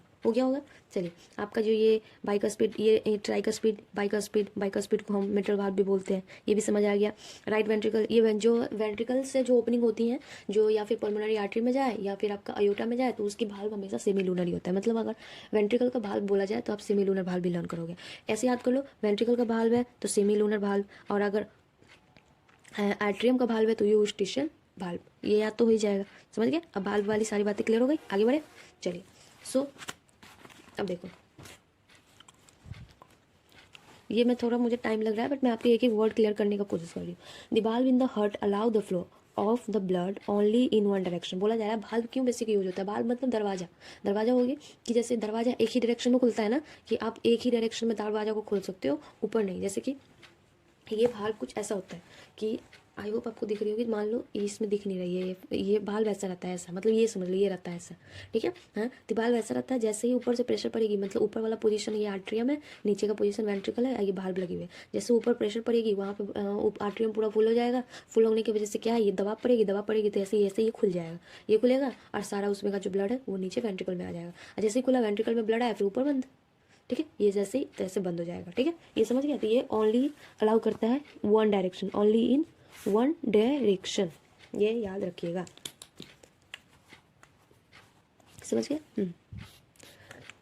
वन डायरेक्शन में होता है, मीन्स क्या कहने का मतलब हुआ इसका, means from the atria to the ventricle, atria से वेंट्रिकल में ही होगा, and from the ventricle to the pulmonary artery, या फिर आर्ट्रिया से वेंट्रिकल में होगा तो ये ट्राइकस्पिड भाल्व, और या वेंट्रिकल से पल्मोनरी आर्टरी में जाए या फिर आपका अयोटा में जाए या फिर राइट या लेफ्ट वेंट्रिकल, तो इससे होगा सेमिलूनर भाल्व से, समझ गए। And this valve prevent any backward flow, ये भाल्व है जो पूरा बैकवर्ड फ्लो मतलब ऊपर नहीं जाने देती है वापस से, ऐसा नहीं है कि वेंट्रिकल से आर्ट्रिया में भी चला जाए। तो यही कि एक्स्ट्रा प्रेशर पड़ गया वेंट्रिकल पे तो आर्ट्रिया में ना चला जाए, इसके लिए भाल्व लगी रहती हैं। सो यहाँ तक कंप्लीट हो गया, समझ गया, चलिए आगे बढ़े। देखो the entire heart is made up of cardiac muscle, जो हमारा पूरा का पूरा हार्ट है जो बना होता है कार्डिक मसल का, ठीक है। तो क्या the wall of the ventricle are much thicker. अब बोला जा रहा है कि कार्डिक मसल का बना होता है, जिसमें क्या होता है हमारा वॉल है जो मसल्स का जो वॉल है वो ये वेंट्रिकल का जो, और ये हमने आर्ट्रियम और वेंट्रिकल बना, जिसमें वेंट्रिकल का मसल से वो थोड़ा बहुत ज़्यादा थिक होता है देन द आर्ट्रिया से ज़्यादा थिक होती है। क्यों? उसका रीज़न भी है क्योंकि उसमें नीचे वाले से आपको ज़्यादा प्रेशर करके पूरा अयोटा से पूरा बॉडी में लेके जाना होता है। तो उसके लिए क्या है, नीचे वाले को थोड़ा ज़्यादा पुशअप करनी पड़ेगी। तो नीचे वाला अगर ज़्यादा पुश करेंगे तो नीचे वाले को ज़्यादा स्ट्रॉन्ग होना पड़ेगा ना, ज़्यादा मोटा रहना पड़ेगा। नहीं तो पता चला थोड़ा सा पंप किए, थोड़ा सा दबाया, फट गया, इसी की वजह से। ओके, आइए इसके बाद है देखो ए स्पेशलाइज कार्डिक मस्कुलर बोला जा रहा है। अब उसमें से भी अगर आप देखो तो वॉल ऑफ वेंट्रिकल में भी लेफ्ट वेंट्रिकल ज़्यादा स्ट्रॉन्ग होता है, मीन्स उसका वॉल ज़्यादा थिक होती है with respect to right ventricle. क्योंकि लेफ्ट वेंट्रिकल में पूरा बॉडी को देना पड़ता है, तो पूरा बॉडी को दे रहा है तो उसमें ज़्यादा प्रेशर लगाना पड़ता है, इसलिए लेफ्ट वेंट्रिकल का ज़्यादा होता है। चलिए यहाँ तक पहले हम पूरा नोट से पढ़ लेते हैं, फिर आगे बढ़ेंगे, ठीक है। देखो ठीक है, तो यहाँ तक हो गया था हमारा। अब देखिए अब क्या बोल रहा है, a specialise cardiac muscular called nodal tissues are distributed in the heart. बोल रहा है कि specialised cardiac muscular nodal tissue है वो पूरे बॉडी में डिस्ट्रीब्यूटेड होता है। हाँ, जैसे फिगर में दिया हुआ है आपको 18.2 करके दिया हुआ है फिगर, हम देख लेते हैं, मैं दिखा देती हूँ। ये देखिए देखिए इस फिगर में देखिए, इसमें नोडल टिश्यू जो है ये आपको हर जगह जो है ये वाली, ये देखिए ये नोड है, ये नोड, फिर से ये नोड, ये पूरे बॉडी में ये फैली हुई है, जिसकी वजह से क्या होती है, एक टिश्यू है ये मैसेज को, मतलब हार्ट का जो मतलब हार्ट बीट है उस बीट को पूरा पंप करती है और हार्ट बीट का पूरा मैसेज लेके जाता है, क्योंकि लब साउंड जो बनती है ना, तो इसी से ये पूरा प्रोसीजर करने के लिए, ठीक है। चलिए समझ आ गया, समझ गया। अब देखो क्या लिखा है, और उसके a patches of this tissue are present at the right upper corner of the right atrium. जैसे हमने बताया कि राइट एट्रियम के राइट अपर कॉर्नर में एक पैच उस टिश्यू का होता है, उसको हम बोलते हैं साइनो आर्टियल नोड, उसको SAN बोलते हैं, सैन बोलते हैं। Another mass of this tissue is seen in at the lower left corner of the right atrium close to the atrioventricular septum is called atrioventricular node. देखो आप पीछे पलट के पेज देख सकते हो, एक ऊपर आपको कॉर्नर पे ये हमारा आर्ट्रियम था, लेफ्ट ये राइट एट्रियम थी, उसके यहाँ पे एक बनी हुई थी और दूसरी यहाँ पे बनी हुई थी, दो बनी हुई है। तो ऊपर वाले को हम सैन बोलते हैं SAN साइनो आर्ट्रियल नोड, और नीचे वाले को हम बोलते हैं ये आर्ट्रियोवेंट्रिकुलर नोड, ठीक है। दो नोड हो गए। अब उसके बाद क्या है, bundle of nodal fiber atrioventricular node bundle, AV bundle जिसको बोलते हैं, continue from the AVN atrioventricular node से कंटिन्यू होती है। और उसके बाद क्या है, which passes through atrioventricular septum, atrioventricular septum से पास होती है। और उसके बाद to emerge on the top of the interventricular septum, interventricular septum मतलब दो वेंट्रिकल के बीच का जो सेप्टम है उससे इमर्ज होती है। Immediately divide into right and left bundle. देखो मैं दिखा रही हूँ आपको, ये देखिए जो पूरा लैंग्वेज लिखा हुआ है आप उसको यहाँ पे भी समझ सकते हो। सबसे पहले क्या है, राइट एट्रियम के अपर कॉर्नर पे, अपर राइट कॉर्नर पे आपको एक साइनो आर्टियल नोड ए क्या SAN नोड है। उसके बाद क्या है, यहाँ पे आपका मतलब राइट अपर आर्ट्रियोवेंट्रिकुलर नोड है। उसके पहले ये उसके ऊपर साइड मतलब राइट एट्रियम में ही एक नोड है, इसको बोलते हैं AV नोड। और उसके बाद AV नोड से क्या हुई, इंटरवेंट्रिकुलर नोड पे आ गई। यहाँ पे जब बंडल ऑफ इसके फॉर्म में यहाँ पे ये क्या है, इंटरवेंट्रिकुलर नोड है ना, दो वेंट्रिकल के बीच का नोड। और फिर यहीं से ये एक राइट वेंट्रिकल में जाएगी और यहाँ पे एक लेफ्ट वेंट्रिकल में जाएगा, और फिर यहाँ से पूरा मैसेज का ये पूरे वेंट्रिकल में पूरा मैसेज पहुंचाएगा। समझ गया, यही लिखा हुआ पूरा लैंग्वेज में, ठीक है। आगे बढ़े, ये देखो इसमें मैंने कुछ लिख भी रखा है ताकि आपको एक बार एक साथ में लिखा रहेगा तो आपको अच्छे से समझ आ जाएगी। देखिए यहाँ पे क्या है, कंडक्शन ऑफ हार्ट बीट। अब हार्ट बीट का कंडक्शन होता है तो ह्यूमन हार्ट क्या है, मायोजेनिक है। हाँ, हमारे मसल्स के पे डिपेंड है, मसल्स के हार्ट बीट का ये कॉन्ट्रैक्शन की वजह से ही हमारा होता है, ठीक है। कंडक्शन ऑफ हार्ट बीट है, मॉडिफाइड होता है कंडक्शन कार्डिक मसल्स का, मतलब बेसिकली इसमें मसल्स रिस्पॉन्सिबल है कंडक्शन करने के लिए। तो ये कौन सा मसल है, वो हमारा कार्डिक मसल है, ठीक है। कार्डिक मसल्स में कुछ नोडल टिश्यूज होते हैं, वो एक मस्कुलर जो होता है लेवल पे ये मॉडिफाइड हो जाता है। कितने टाइप्स ऑफ नोडल टिश्यूज होते हैं ये देख लो, हमने पढ़ा एक SA नोड है, और दूसरा AV नोड है, और जिसके बाद है बंडल ऑफ हिस, इसको AV बंडल भी बोलते हैं, और पुरकिंजी फाइबर। ये बेसिकली चार हमें पढ़ना है, ठीक है। ये समझ गए चार। उसमें से भी अगर आपको देखो उसमें दो पूछता है, एक होगा पेस मेकर पूछता है और एक पेस सेटर पूछता है। तो ये याद आपको लाइन याद रखनी चाहिए कि पेस मेकर किसको बोलते हैं और पेस सेटर किसको बोलते हैं, ठीक है। तो ऐसे नोड को हम पेस मेकर बोलते हैं और AV नोड को हम पेस सेटर बोलते हैं। सो ये वाला भी लाइन लर्न करके रखिएगा। चलिए आगे बढ़े। अब ये नोडल टिश्यू है, ऑटो रिदमिसिटी है, मतलब खुद से ये हमारा हार्ट है, जो ऐसा नहीं ना कि जैसे ये कोई किसी इंसान का कोई ब्रेन डेड हो जाता है, कि एक एग्जांपल दे रही हूँ कि हमारा हार्ट क्या बोलते हैं मसल्स मायोजेनिक कैसे है। देखो दो तरीके का हार्ट होता है, एक मायोजेनिक होती है, एक न्यूरोजेनिक होती है। अगर ह्यूमन बींग का हार्ट न्यूरोजेनिक होता तो जैसे हम किसी की बॉडी ब्रेन डेड हो जाती है या कॉमा में चला जाता है तो उस टाइम में वो मर जाएगा ऑब्वियसली, क्योंकि हार्ट बीट अगर हमारी बंद हो गई तो इंसान तो गया ना, स्वाहा हो जाता है। तो लेकिन अगर कोई इंसान कॉमा में चला जाता है उसके बाद भी इंसान सालों साल जिंदा रहता है, और इसके बाद या फिर ब्रेन डेड हो जाता है तभी भी इंसान सालों साल जिंदा रहता है, बिकॉज कुछ देर तक। ब्रेन डेड का मतलब तो वह कुछ देर तक जिंदा रहता है, इसका मतलब है कि वो हार्ट का फंक्शन ब्रेन से कोई कनेक्शन नहीं है। तो बेसिक वो नर्व से कनेक्शन है, बट वो डायरेक्ट कनेक्शन नहीं है कि अगर हार्ट हमारा ब्रेन खत्म तो हार्ट भी खत्म, ऐसा नहीं है ना। ऐसा नहीं है इसलिए क्योंकि उसका सारा का फंक्शन मायोजेनिक है, उसकी खुद की रिदमिसिटी है, वो खुद से हार्ट मतलब हार्ट बीट साउंड प्रोड्यूस करता है उसका मसल्स की वजह से। जितने भी कार्डिक मसल है वो अपने आपस में, इसीलिए इसका नोट दिया हुआ है, ऐसे नोट दिया है, ए बी नोट दिया है। ये पेस मेकर है, मेन मतलब सबसे ज़्यादा मेन फंक्शन है जो ऐसे नोट का ही है सबसे ज़्यादा। उसके बाद अगर ऐसे नोट किसी का खराब हुआ तो ए बी नोट पर डिपेंडेंट हो जाएगा। तो समझ आ गया, चलिए आगे बढ़े। देखो चलिए, सबसे पहले पढ़ना है हमें ऐसे नोड। ऐसे नोड का पोजीशन क्या है ये लिख दिया मैंने, right upper corner of right atrium. Right atrium के राइट अपर कॉर्नर पे होती है, ठीक है। इसकी पोटेंशियल कितनी है, इसकी पोटेंशियल है 70 to 75, इसका इंपल्स है 70 to 75 एक्शन पोटेंशियल इसको हम बोलते हैं, ठीक है, पर मिनट। ये पर मिनट को लेकर चलते हैं, ठीक है। अब उसके बाद है दूसरा A V node. A V node क्या है, इसका lower left corner of right atrium. Left corner लिखा है लेकिन राइट आर्ट्रियम है, ये ध्यान दीजिए, ऐसा नहीं लेफ्ट कॉर्नर की जगह पे लेफ्ट आर्ट्रियम आप याद कर लो, ठीक है। लोअर लेफ्ट कॉर्नर, यहाँ पे क्या था, राइट कॉर्नर और यहाँ पे लेफ्ट कॉर्नर है, ठीक है। आर्ट्रियम सेम है, ये दोनों राइट आर्ट्रियम में ही होता है, ठीक है, समझ गया। हाँ चलिए, इसका पोटेंशियल कितना है, इसका पोटेंशियल हमारा होता है ये मैंने दोनों में 40-40 ही लिख दिया है, तो ये 40-40 नहीं, आप इसको 60 कर दो ऊपर वाले को, इस वाले को। ये है हमारा रहता है 60 to 65, ये हाँ 60 to 65, ठीक है। एवरेज लेके चलते हैं, ठीक है। तो ये हमारी हो गई ए बी नोड है, वो हमारा होता है 60 to 65, ठीक है। और उसके बाद हमारा है A V bundle. A V bundle है तो वो उसका पोजीशन होता है इंटरवेंट्रिकुलर सेप्टम। दो सेप्टम के बीच का जो सेप्टम है, दो वेंट्रिकल के बीच में, उस सेप्टम में हमारा ए बी बंडल पाया जाता है, ठीक है। और उसके बाद है तीसरा, इसका पोजीशन होता है, पोटेंशियल होता है इसका 40 to 45 इम्पल्स पर मिनट। अब पुरकिंजी फाइबर, पुरकिंजी फाइबर का कितना होता है, पुरकिंजी फाइबर जो कहाँ होती है, ये वॉल ऑफ वेंट्रिकल, जितने भी वेंट्रिकल है उसके वॉल में। ये ऐसे ही है, सबसे पहले ऐसे नोड बनी, ऐसे नोड के बाद A V bundle, A V bundle के बाद ये सॉरी ऐसे नोड के बाद A V node, A V node के बाद A V bundle, A V bundle के बाद ए बी बंडल हमारी बन गई, ये क्या बोलते हैं, इंटरवेंट्रिकुलर सेप्टम में। फिर इंटरवेंट्रिकुलर सेप्टम में एक जाएगी राइट वेंट्रिकल की तरफ, एक जाएगी लेफ्ट वेंट्रिकल की तरफ, और फिर उसके लेफ्ट वेंट्रिकल के वॉल में, राइट वेंट्रिकल के वॉल में, दोनों में एक पुरकिंजी फाइबर रहता है। वही पुरकिंजी फाइबर फिर इंपल्स जनरेट करती है, उस इंपल्स जनरेट कितना करती है, वो 20 से 25 इंपल्स जनरेट करता है, ठीक है। यहाँ तक समझ आ गया आपको, चलिए। इसमें लर्न कर लो कि एक इंपॉर्टेंट है कि ये ऐसे नोड जो है वो लॉन्गेस्ट नोडल टिश्यू है। ये हमने 5 पढ़ा, जितने उस सब में सबसे ज्यादा लंबा नोडल टिश्यू है वो ऐसे नोड है, ठीक है। ऐसे नोड कैन जनरेट, ये ऐसे नोड है जो जनरेट कर सकता है 100 इंपल्स पर मिनट, मतलब पूरा का पूरा इंपल्स अकेला ही जनरेट कर सकता है, बट ये प्रोड्यूस 70 से 75 इंपल्स ही करता है।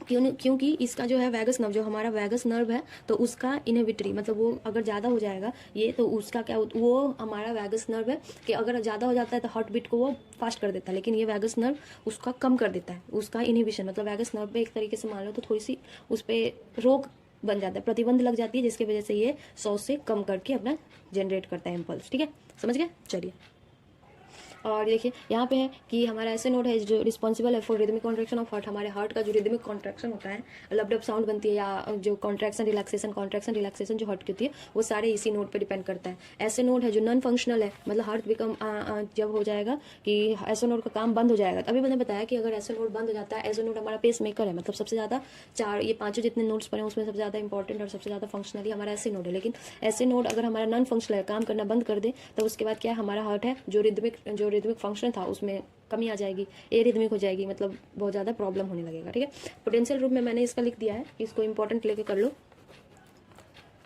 ठीक है। पोटेंशियल की सबसे ज़्यादा पोटेंशियल है ऐसे नोड का, फिर उसके बाद ए बी नोड का, फिर है बंडल ऑफ स्पिक पुरकिंजी फाइबर, ठीक है।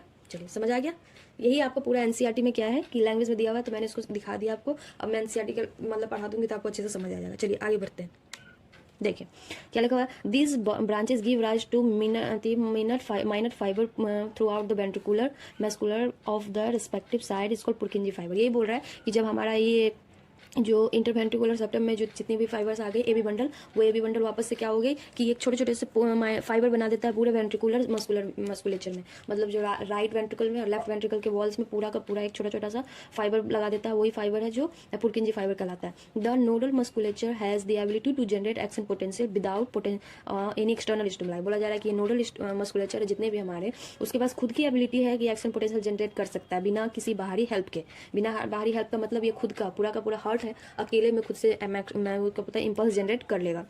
इसीलिए इसको बोलता है ऑटो एक्साइटेबिलिटी, मतलब ऑटो मतलब सेल्फ एक्साइटेबिलिटी, मतलब एक्साइट होना, मतलब खुद से ही एक्साइट हो जाता है, ठीक है। However the number of action potential that could be generated in a minute very at different part of the nodal system. बोला जा रहा है कि इसमें भी जबकि सब जितने जना मतलब एक्शन पोटेंशियल है जिसका वो जनरेट होती है पर मिनट में, वो डिफरेंट पार्ट का वो डिफरेंट होता है, मतलब ये है डिफरेंट पार्ट का नोडल टिश्यू डिफरेंट। अभी हमने पढ़ा कि जैसे ऐसे नोड का अलग है, एबी नोड का अलग है, बंडल ऑफ हिस का अलग है, पुरकिंजी फाइबर का अलग है। तो यही बोल रहा है कि हर जगह का आपका नोडल सिस्टम है वो अलग अलग क्या बोलते हैं उसका, ये पूरा का पूरा इम्पल्स जनरेट करता है, ठीक है। उसमें से भी ऐसे node can generate the maximum number of action potential, जिसमें ऐसे नोड ऐसे है जो सबसे ज़्यादा एक्शन पोटेंशियल जनरेट करता है 70 to 75 metre per minute, impulse per minute, ठीक है।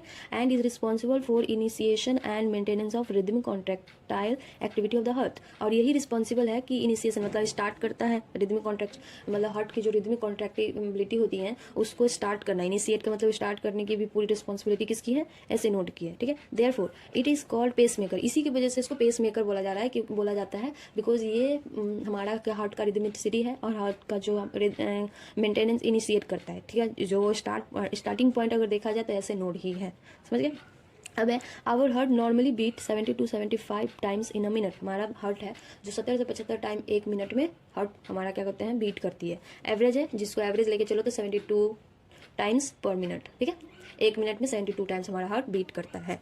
आई होप आपको यहाँ तक समझ आ गया होगा। आगे बढ़े, चलिए अब हमें आगे पढ़ना है कार्डिक साइकिल, ठीक है। चलिए देखिए how does the heart function, बोला जा रहा है कि हमारा दिल कैसे काम करता है। Let us take a look, चलो एक देखते हैं कैसे। To begin with all the 4 chamber of our heart is relaxed state, मतलब स्टार्ट करते हैं हमारा सारा का सारा चैम्बर, मतलब 4 चैम्बर है उसको रिलैक्स्ड स्टेट से स्टार्ट होता है, ठीक है।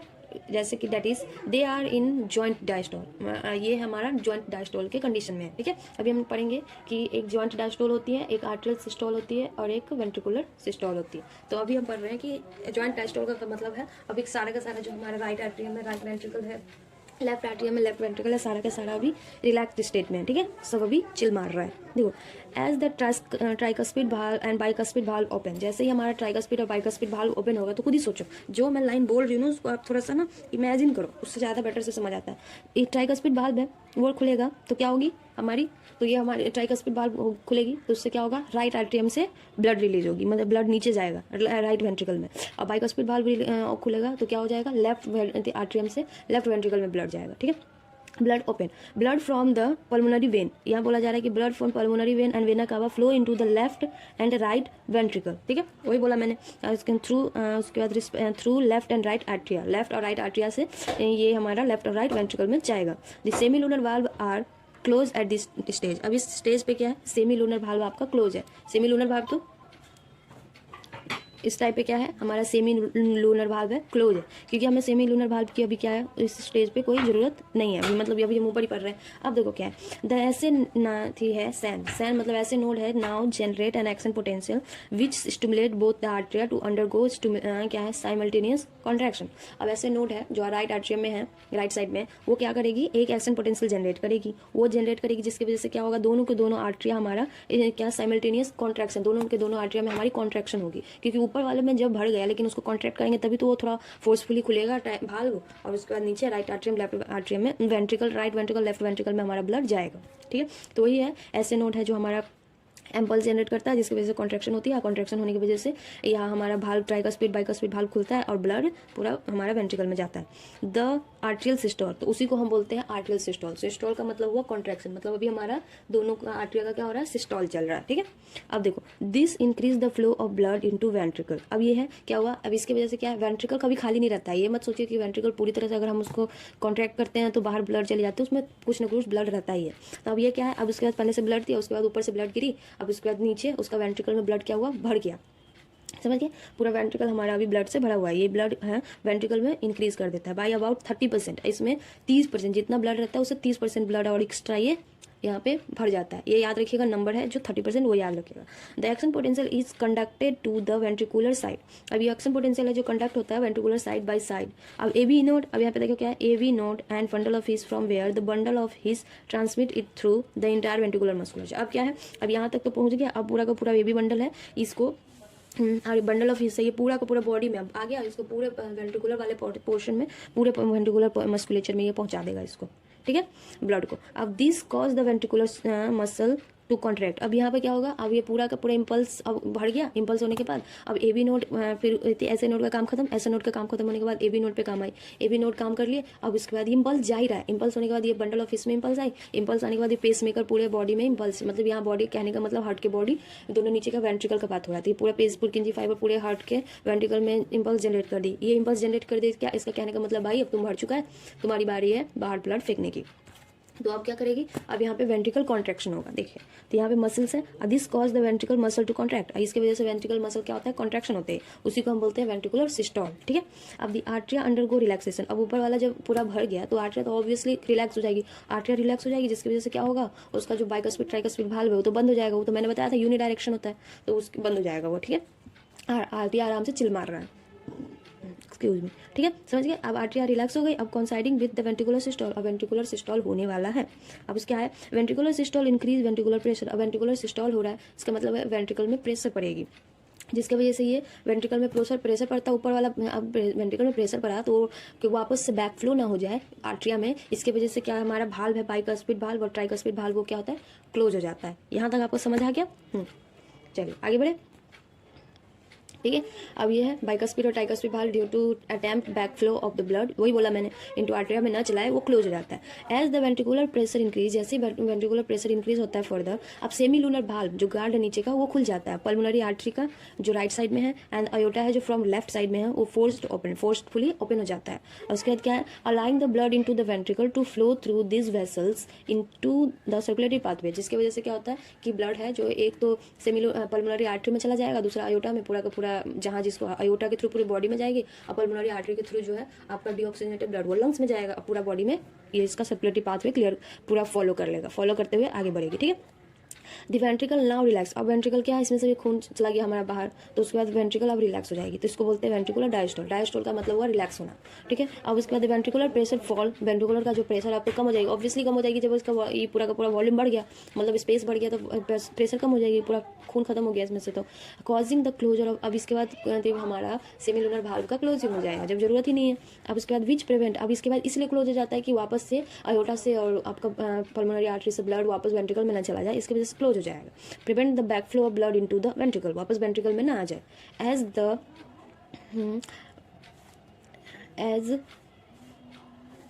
द वेंट्रिकुलर प्रेशर डिक्लाइन, जैसे वेंट्रिकुलर प्रेशर हमारा डिक्लाइन हो जाता है further, the tricuspid and bicuspid valve are pushed open. अब ये ऐसा नहीं है कि अब एक टाइम ये वाला दिमाग में रखिए कि जब तक वहाँ हमारा प्रेशर हो रहा था, जैसे वेंट्रिकल का प्रेशर होकर वो बाहर निकल रहा था, उस टाइम आर्ट्रियल्स हमारी थी जो आर्ट्रियम जो हमारी राइट लेफ्ट आर्ट्रियम वो भर रही थी, वो कॉन्स्टेंट प्रोसेस है ना, चलता रहता है, तो वो आर्ट्रिया हमारी भर रही थी। तो अब क्या हुआ कि हमारा वेंट्रिकल खाली हो गया, वेंट्रिकल खाली हो गया तो इसका मतलब है अब वो आर्ट्रिया क्या करेगी, अब आर्ट्रिया पे प्रेशर पड़ा, तो आर्ट्रिया पे प्रेशर हुआ तो फिर वही चेंज चलेगा, फिर वही प्रोसेस चलेगी, फिर वो बाइकस्पिड ट्राइकस्पिड भाल्व खुलेगी, बाइकस्पिड ट्राइकस्पिड भाल्व से प्रेशर लगेगा तो वो पूरा खून हमारा जो ब्लड है वो वेंट्रिकल में गिरेगा, तो वही प्रोसेस चलता जा रहा है। ठीक है, यही लिख रहा है कि जैसे ही वहाँ पे हमारा प्रेशर डिक्लाइन हुआ, प्रेशर डिक्लाइन होने के बाद बाइकस्पिड ट्राइकस्पिड भाल्व है जो खुला, और उसके बाद ये प्रेशर है जो आर्ट्रिया में आया, exert blood into the was being empty into them, और फिर वापस से वेन के थ्रू या फिर आर्टरीज के थ्रू ब्लड में वापस आ गया वेंट्रिकल में।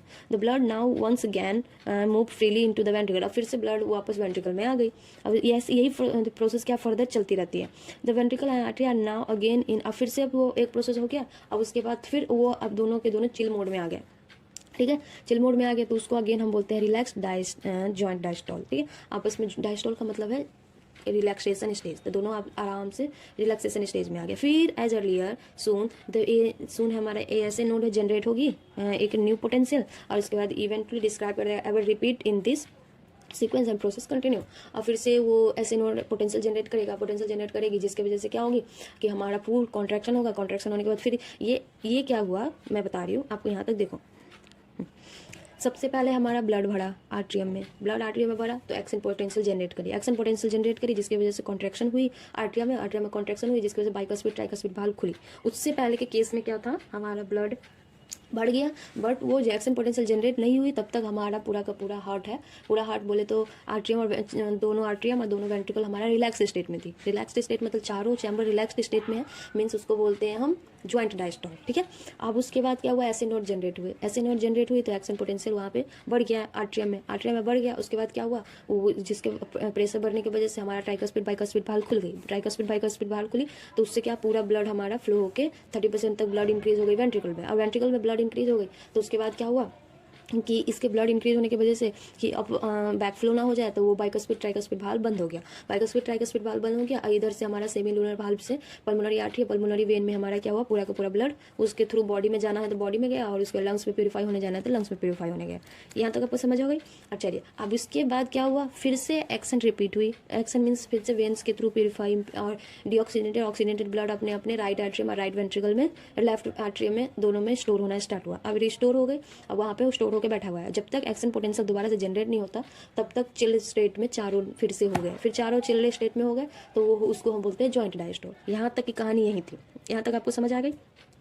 फिर यहाँ तक हमें यही बता रहा है, फिर उसके बाद ऐसे नोड जनरेट होगा, ऐसे नोड जनरेट करेगी एक्शन पोटेंशियल, फिर एक्शन पोटेंशियल जनरेट होगी तो फिर उसमें आर्टरी में कॉन्ट्रैक्शन होगी, फिर आर्टरी में कॉन्ट्रैक्शन होगी तो फिर उसके बाद बाइकस्पिड ट्राइकस्पिड वाल्व फिर से खुलेगा, फिर वेंट्रिकल में ब्लड जाएगी, फिर वेंट्रिकल में ब्लड जाएगी, फिर उसके बाद क्या कहते हैं, ऐसे नोड बंद हो जाएगा, फिर ऐसे ये बाइकस्पिड ट्राइकस्पिड वाल्व बंद हो जाएगी, फिर ब्लड ऐसे नोड के सेमिलुनर वाल्व के through pulmonary artery pulmonary vein में जाएगा। ये प्रोसेस रिपीट होता रहता है, कांस्टेंट कंटिन्यूअस प्रोसेस है ये, ठीक है। हमारे बॉडी में ये प्रोसेस कंटिन्यू चलता रहता है। आई होप यहाँ तक आपको अच्छे से क्लियर हो गई होगी, ठीक है। चलिए, ठीक है, इसका कुछ फेजेस है, ये मैं दिखा देती हूँ आपको। इसी में मैंने ये बहुत पहले बना रखा है, आई होप आपको दिख रही होगी। देखिए, देखो यहाँ पे मैंने लिखा duration of cardiac cycle, cardiac cycle का ड्यूरेशन है। देखो यहाँ पे है, ये मैंने बताया, ये पूरा ओवरऑल ड्यूरेशन होता है 0.8 सेकंड का, ठीक है। 0.8 सेकंड का होता है, जिसमें 0.4 सेकंड में ये दोनों ज्वाइंट डायस्टोल में होते हैं। ज्वाइंट डायस्टोल मतलब दोनों के दोनों हमारा चारों के चारों चैम्बर रिलैक्स्ड स्टेट में। फिर उसके बाद आता है हमारा आर्ट्रियल सिस्टोल, जहाँ पे आर्ट्रिया का कॉन्ट्रैक्शन होता है। तो आर्ट्रिया का कॉन्ट्रैक्शन होता है तो उस टाइम कितना है, आर्टरिया का कॉन्ट्रैक्शन होता है तो उसका टाइम हमारा है 0.1 सेकंड। फिर उसके बाद आर्टरिया का कॉन्ट्रैक्शन हो गया, फिर उसके बाद एक आता है वेंट्रिकुलर सिस्टोल, वेंट्रिकुलर का कॉन्ट्रैक्शन होता है वेंट्रिकल का, तो वेंट्रिकल का कॉन्ट्रैक्शन 0.3 सेकंड्स होता है। फिर वो दोनों रिलैक्स्ड यहाँ पे आके इस फेज में फिर वो दोनों रिलैक्स्ड स्टेट में आ जाएंगे तो उसको जॉइंट डायस्टोल बोलते हैं। बस यही याद करना है यहाँ तक आपको, ठीक है। चलिए, आई होप आपको यहाँ तक सब क्लियर हो गया होगा। अब देखो यहाँ तक होने के बाद यहाँ पे देखो ज्वाइंट डायस्टोल में क्या क्या होता है। इसमें both atria and ventricle are relaxed. इस केस में होता है आर्ट्रिया और वेंट्रिकल दोनों के दोनों रिलैक्स्ड है। आर्ट्रिया फीलिंग, आर्ट्रियल फीलिंग होती है, यहाँ पे आर्ट्रियल की फीलिंग चल रही है, ठीक है। पास ये पैसिव वेंट्रिकुलर फीलिंग होती है। यहाँ पे मतलब देखो, एक एक्टिव होता है एक पैसिव होता है। यहाँ पे वेंट्रिकुलर फीलिंग भी हो रही है 2/3 मतलब 70% ऑफ द, यहाँ पे देखा ना आपने कि 30% ब्लड फिल होता है जब आपका कॉन्ट्रैक्शन होता है, आरईज का आर्ट्रियल कॉन्ट्रैक्शन होता है, जिसकी वजह से 30% ब्लड बढ़ती है उसमें। तो ऑब्वियसली है कि पैसिव प्रोसेस से 70% ब्लड पहले से भर जाता है। तो ये 70% ब्लड है जो उसी टाइम होता है ज्वाइंट डायस्टोल में ही। आर्ट्रियल का भी फीलिंग होता रहता है और वो मतलब वेंट्रिकुलर का भी फीलिंग होता रहता है। 70% ऑफ ब्लड ज्वाइंट डायस्टोल में ही भर जाता है, ठीक है। Starting all valves are closed, जिसमें इस टाइम में सभी के सभी वाल्व्स हमारे क्लोज्ड होते हैं, ठीक है। एट द एंड, इस एंड में क्या आता है, artery ventricular valve are open by increase pressure. अब इसके बाद आर्टरी वेंट्रिकुलर वाल्व है जो इंक्रीज होता है, प्रेशर इंक्रीज होता है तो उससे हमारा खुल जाता है। ये स्टेज है, ये खुलने का स्टेज है कि हमारा ज्वाइंट डायस्टोल खत्म होने वाली है और आर्टरियल सिस्टोल होने वाली है, उसका स्टेज दिखा रहा है। आई होप ज्वाइंट डायस्टोल अच्छे से क्लियर हो गया होगा। अब देखो, अब है आर्टरियल सिस्टोल। आर्टरियल सिस्टोल में क्या होता है हमारे कि इस केस में हो जाता है कि अभी तक तो सब सही था, हाँ, यहाँ पे हमारी पूरी की पूरी, अब इसके एंड में, इस वाले के एंड में जो होगी, यहाँ पे रिमेनिंग 30% वेंट्रिकुलर का ये फीलिंग होगा, ठीक है। वेंट्रिकुलर फीलिंग होगी कि जैसे आर्टरियल सिस्टोल है तो उसके लास्ट में हमारा वेंट्रिकल 30%, जो बचा हुआ 30% है वो, लेकिन इसके लिए क्या है, हमें पुश करना पड़ा ना, क्योंकि हमें कॉन्ट्रैक्शन करनी पड़ी, तो इसके लिए इसको हम एक्टिव बोलते हैं। इसलिए दिमाग में रखिएगा, 70% हमारा पैसिव फीलिंग होती है और 30% हमारा एक्टिव फीलिंग होती है। ये वाली लाइन जरूरी है, ठीक है।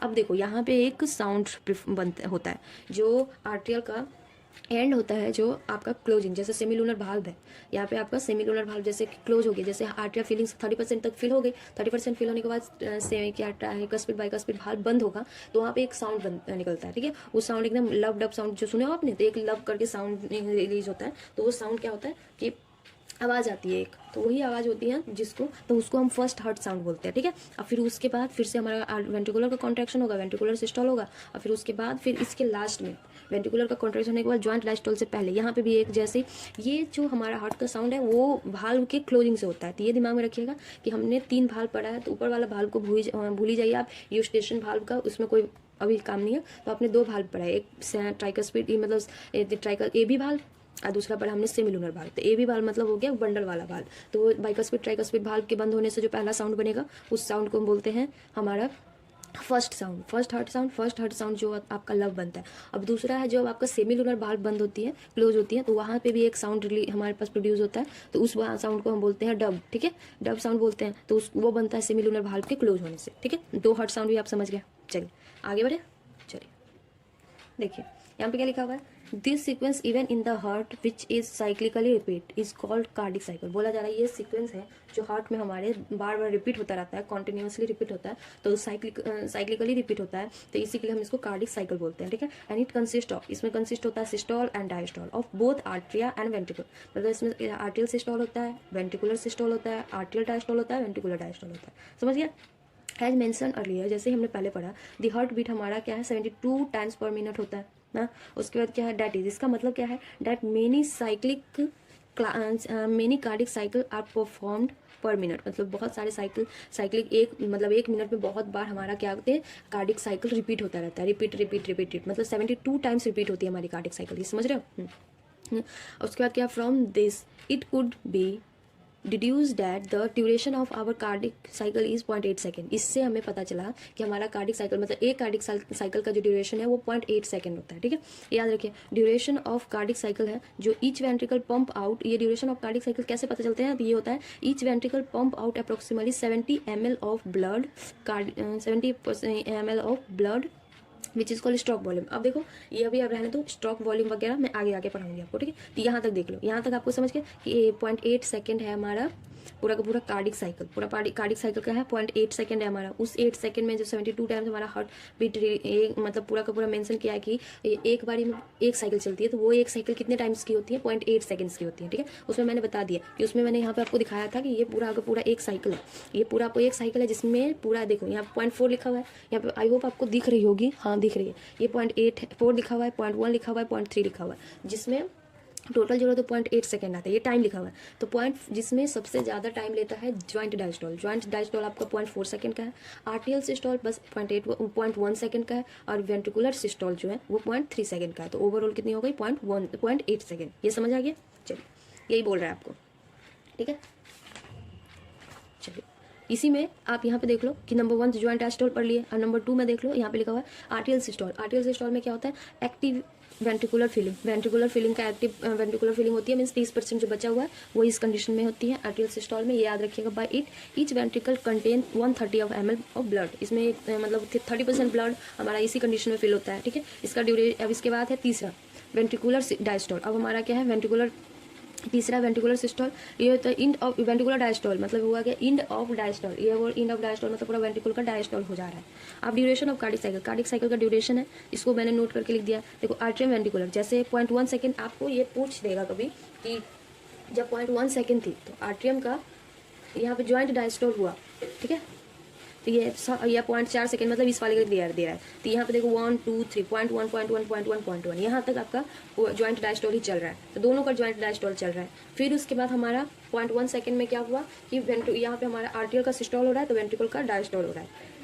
ठीक है, अब देखिए अब 3 सेकंड बचा, ये 0.3 सेकंड मैंने पूरा 8 सेकंड किया है 0.11 करके। अब यहाँ पे देखिए पॉइंट यहाँ पे क्या, ये 1 हो गई, 2 3 4 5 तक तो आ गई यहाँ तक। अब यहाँ पे आ गई आपकी 6.1 सेकंड में क्या है, यहाँ पे आर्ट्रियम डायस्टोल हो रहा है, तो वेंट्रिकुलर का सिस्टोल हो रहा है। यहाँ पे फिर ये 3 सेकंड तक वेंट्रिकुलर सिस्टोल चल रहा है ना, तो यहाँ पे भी वेंट्रिकुलर आर्ट्रियल डायस्टोल होगी, यहाँ पे भी आर्ट्रियल डायस्टोल होगी, तो यहाँ पे वेंट्रिकुलर सिस्टोल वेंट्रिकुलर सिस्टोल। समझ गए। अब इसमें देखो हार्ट साउंड, तो हार्ट साउंड क्या है कि पहला साउंड जो आपका है ये वो दोनों को दोनों हार्ट साउंड यहाँ पे आपने स्टार्ट करी, जहाँ पे 0.3 वाला वेंट्रिकुलर सिस्टोल को स्टार्ट किया। अब वेंट्रिकुलर सिस्टोल जब बंद हुई तो वो वहाँ पे वेंट्रिकुलर सिस्टोल जब स्टार्ट हुई तो फर्स्ट हार्ट साउंड आया, और वेंट्रिकुलर सिस्टोल जब बंद हुई तो सेकंड हार्ट साउंड आया। तो यही है कि वेंट्रिकुलर सिस्टोल हमने ये स्टार्ट करी तो फर्स्ट हार्ट साउंड आया, जिसको हम लब बोलते हैं। क्लोजर किसके वजह से, ये आपका एबी भाल्व मतलब ट्राइगस्पिड बाइगस्पिड भाल्व की वजह से, क्लोजिंग की वजह से। और तीसरा अब दूसरा साउंड आया जब आपका ये सेमी लूनर भाल्व का क्लोजर हुआ, तो इसको बोलते हैं हम डब साउंड। यहाँ तक आपको आई होप आपको सब क्लियर हो गए होगी। आगे बढ़े, चलिए देखो पहले ये देख लो, ये 2 पॉइंट है, इस पॉइंट को देख के फिर हम स्ट्रोक वॉल्यूम पे पढ़ेंगे। ठीक है, चलिए देखो क्या लिखा हुआ है, एंड डायस्टोलिक वॉल्यूम। ठीक है, एंड डायस्टोलिक वॉल्यूम क्या होता है, it is the volume of blood which collect in each ventricle eight the end of their diastole, मतलब डायस्टोल होने के बाद जो वॉल्यूम हमारे एक वेंट्रिकल में कलेक्ट होता है, मतलब प्रत्येक वेंट्रिकल, ईच मतलब दोनों वेंट्रिकल है तो अलग अलग वेंट्रिकल में जो कलेक्ट होता है तो उसको हम बोलते हैं एंड डायस्टोलिक वॉल्यूम। ऐसे ईच वेंट्रिकल है उसमें है जो लास्ट में जो एक डायस्टोल होगी, कॉन्ट्रैक्शन के बाद रिलैक्सेशन होगी, रिलैक्सेशन होने के बाद जो वॉल्यूम हमारे बॉडी में ये वेंट्रिकल में एक वेंट्रिकल में जो बच गया, कलेक्ट होकर रह गया, तो उसको बोलते हैं एंड डायस्टोलिक वॉल्यूम। ये होता है 120 ml होता है। उसके बाद क्या है वहाँ ये है कि अब ये किस चीज़ पे डिपेंड करेगा, देखो ध्यान से देखो, end diastolic volume duration of the dilation of ventricle, जितना ज़्यादा आपका वेंट्रिकल मतलब डायलेट होगा उतना वॉल्यूम उसमें आएगा, पहली बात। दूसरा साइज ऑफ द वेंट्रिकल, जितना बड़ा वेंट्रिकल होगा उस पर डिपेंड करेगा, डायरेक्टली डिपेंड करेगा, और स्ट्रोक वॉल्यूम के डायरेक्टली डिपेंड करेगा। ये भी है सही बात कि जितना ज़्यादा आपका इन डायस्टोलिक वॉल्यूम ज़्यादा रहेगा उतना स्ट्रोक वॉल्यूम उस पर ज़्यादा होगी, ठीक है। अब क्या हुआ, वॉल्यूम स्टोर होकर रह गया, फिर उसके बाद क्या वेंट्रिकुलर सिस्टोल होगी, वेंट्रिकुलर सिस्टोल होगी तो कॉन्ट्रैक्शन होगा, तो कॉन्ट्रैक्शन होने के बाद जो ब्लड हमारे बॉडी में बचता है तो उसको हम बोलते हैं इन सिस्टोलिक वॉल्यूम। और कॉन्ट्रैक्शन होने की वजह से जो हमारे वेंट्रिकल से जो ब्लड रिलीज आउट होता है तो उसको हम बोलते हैं स्ट्रोक वॉल्यूम। समझ आ गई आपको, इन डायस्टोलिक वॉल्यूम भी समझ आ गई, इन सिस्टोलिक भी और स्ट्रोक वॉल्यूम भी। मान लो कि एक मतलब रिलैक्स स्टेट में जो हमारे ब्लड डायस्टोल में वेंट्रिकुलर में वेंट्रिकल्स में ब्लड आई स्टॉप, मतलब वहाँ पे चिल कंडीशन में थी और उसमें पैसिव कंडीशन में ब्लड स्टोर हुई पैसिव कंडीशन में जितनी स्टोर होनी थी हो गई, वो हो गई अप्रॉक्स हमारी 120 ml स्टोर हो गई। अब उसके बाद हमारा इसको बोलते हैं इन डायस्टोलिक वॉल्यूम। अब उसके बाद क्या हुआ कि अब हमारा वेंट्रिकुलर का सिस्टोल हुआ जिसकी वजह से कुछ वॉल्यूम बाहर निकल गए, कुछ ब्लड वॉल्यूम बाहर निकल गया, तो बाहर निकले हुए ब्लड वॉल्यूम को हम बोलते हैं स्ट्रोक वॉल्यूम। अब वो स्ट्रोक वॉल्यूम बाहर निकल गया, फिर उसके बाद हमारे हार्ट में कुछ ना कुछ ब्लड तो बचा ही है ना, हमारा हार्ट कभी भी वेंट्रिकल कभी भी प्योर कंप्लीटली खाली नहीं होता, तो वो जो बचा हुआ वॉल्यूम है उसको हम बोलते हैं इन सिस्टोलिक वॉल्यूम। समझ गए, तो E S V is equal to होगा E D V minus S V, stroke volume मतलब E D end diastolic volume में से स्ट्रोक वॉल्यूम माइनस कर दो, और स्ट्रोक वॉल्यूम हमेशा फिक्स होता है 70 ml, ठीक है। इन डायस्टोलिक वॉल्यूम आपका 120 थी, उसमें 70 ml माइनस हो गया तो 50 ml आपका फिक्स्ड हो गया इन सिस्टोलिक वॉल्यूम। समझ गए, यहाँ पे देखिए सिस्टोलिक वॉल्यूम भी दिया, volume of blood pump by each ventricle during single systole. वही बोला जा रहा है कि एक सिंगल सिस्टोल लिया तो उसमें जो वॉल्यूम हमारा पंप किया गया, बाहर पंप किया गया, उसी वॉल्यूम को हम बोलते हैं स्ट्रोक वॉल्यूम। समझ गए, स्ट्रोक वॉल्यूम निकालने का आसान तरीका आपको पता चल गया कि इन डायस्टोलिक वॉल्यूम में से हम इन सिस्टोलिक वॉल्यूम माइनस कर देंगे।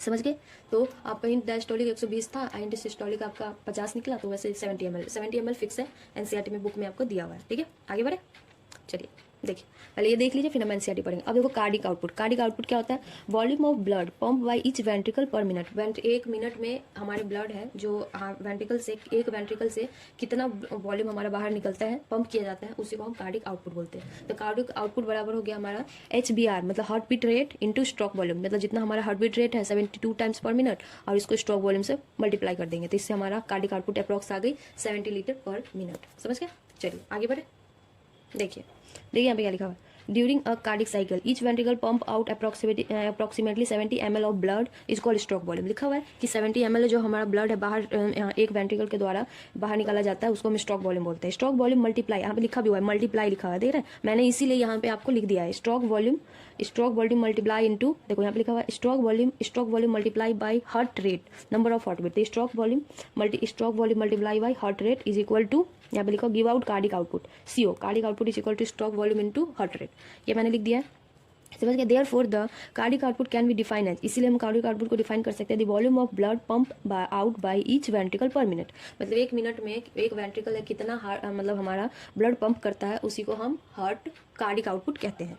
एवरेज इसका है 5000 ml मीन्स 5 लीटर, एक एवरेज मतलब हेल्दी इंडिविजुअल का, एक हेल्दी इंसान 5 लीटर क्या बोलते हैं हार्ट कार्डिक आउटपुट देता है। The body has the ability to alter the stroke volume as well as heart rate, बोला जा रहा है कि हमारे बॉडी का के पास एबिलिटी है कि वो हार्ट रेट को और क्या बोलते हैं उसको स्ट्रोक वॉल्यूम को अल्टर मतलब चेंज भी कर सकता है, मतलब डिफरेंट बॉडी का डिफरेंट होगा। जैसे कि हमने एवरेज देखा 70 से 75 था, तो उसके बीच में 72 मतलब टाइम्स था, तो उस बीच में आगे पीछे भी हो सकता है, लेकिन ऐसा नहीं कि किसी का 100 चला जाएगा, यही दोनों के रेंज में रहेगा, 70 to 75 के रेंज में ही रहेगा, ठीक है। अब हो गई therefore cardic output बोला जाता है। For example the cardiac output of an athletes will be much higher as compare to the ordinary man. जैसे कि बोला जा रहा है जो एथलीट्स हैं जो रोज भागते हैं, जो रेस दौड़ते वगैरह, तो वो एक्सरसाइज वगैरह करते हैं, तो उनकी कार्डिक आउटपुट हमेशा हमसे ज़्यादा ही रहेगी, क्योंकि उनकी हार्ट बीट हमेशा हमसे ज़्यादा रहेगी। तो हार्ट बीट हमारे साथ ज़्यादा रहेगी हमसे, तो अगर एक स्ट्रोक वॉल्यूम को भी फिक्स कर दिया हमने तभी भी उनकी कार्डिक आउटपुट हमसे ज़्यादा ही आएगी। समझ गए, चलिए अब इसके बाद क्या है, during each cardiac cycle 2 prominent sound are produce, दो मतलब प्रत्येक कार्डिक मतलब साइकिल में 2 साउंड प्रोड्यूस होता है, जैसे हमने पढ़ा है, विच इजली हियर्ड बाय हमारा स्टेथोस्कोप। हमारा स्टेथोस्कोप है बेसिकली वही हार्ट साउंड सुन के हमें मतलब उसी को सुनने के काम आता है। The first sound is called lub. Lub sound मैंने बताया कब होता है, is associated with closure of tricuspid and bicuspid valve. ये भी बताया मैंने कि जब हम ट्राइकस्पिड बाइकस्पिड भाल्व को क्लोज करते हैं तो फर्स्ट साउंड आता है। अब यार as the second heart sound है जो एसोसिएटेड होता है with closure of semilunar valve, जब सेमीलुनर भाल्व का क्लोजर होता है। Therefore this sound are of clinical diagnosis significance. इस साउंड को हम बेसिकली क्लिनिकल डायग्नोसिस में यूज करते हैं। ठीक है, चलिए आगे बढ़े। देखो हार्ट साउंड है दो। Heart sound are always occur due to the ventricle और डायस्टोल सिस्टोल। मैंने बताया कि जब वेंट्रिकल, ये हार्ट साउंड हमेशा वेंट्रिकल की वजह से ही होता है, क्योंकि 0.3 से स्टार्ट हुआ, 0.3 के जाते ही खत्म हो गया, मतलब वेंट्रिकुलर सिस्टोल में ही खत्म हुई। ठीक है, heart sound are always occur due to closure of valve. ये भी याद रखिएगा कि हमेशा वाल्व के क्लोजर की वजह से ही, क्योंकि पहला हमने ट्राइकस्पिड भाल्व, जैसे ही हमारा वेंट्रिकुलर सिस्टोल खत्म, आर्टियल सिस्टोल खत्म हुआ तो वहाँ पे वेंट्रिकुलर सिस्टोल स्टार्ट हुआ, तो वहाँ पे हमारा क्लोजर ऑफ ट्राइकस्पिड भाल्व हुई, तो पहला साउंड रिलीज हुआ। अब फिर दूसरा जब हमारा ventricular closure of semilunar valve हुई तो सेकंड साउंड रिलीज हुई थी। वही है कि ये दोनों पॉइंट आपको पक्के से क्लियर करके लर्न करने हैं। अब उसके बाद दूसरा क्या है कि फर्स्ट साउंड है उसको बोलते हैं lub, due to the closure of AV valve. AV valve means bicuspid tricuspid valve. और ये है सेकंड साउंड डब, ये क्लोज होता है due to the closing of semilunar valve. Semilunar valve की क्लोजिंग की वजह से होता है। अब सेकंड है ड्यूरिंग वेंट्रिकुलर सिस्टोल। फर्स्ट है जो वेंट्रिकुलर सिस्टोल के दौरान होता है, ये है ड्यूरिंग वेंट्रिकुलर डायस्टोल। ये है जो वेंट्रिकुलर सिस्टोल खत्म होकर वेंट्रिकुलर डायस्टोल पे आया तब ये हुई। ये इसका क्या है, फर्स्ट साउंड है जो इसका पिच बहुत कम होता है, मतलब ड्यूरेशन ज़्यादा होता है, मतलब ज़्यादा देर तक साउंड होता है, लेकिन पिच जो होता है ना हाई पिच लो पिच, तो पिच बहुत कम होती है। ठीक है, ऐसे ऐसे ऐसे आ जाएगा। ठीक है, मतलब इसका आपको ड्यूरेशन ज़्यादा रहेगा, मतलब एक तरह का डब लब डब लब डब लब डब ऐसे करता रहता है, टक टक टक। तो इसका होगा ओ डुम डो डुम डो डुम डो डुम।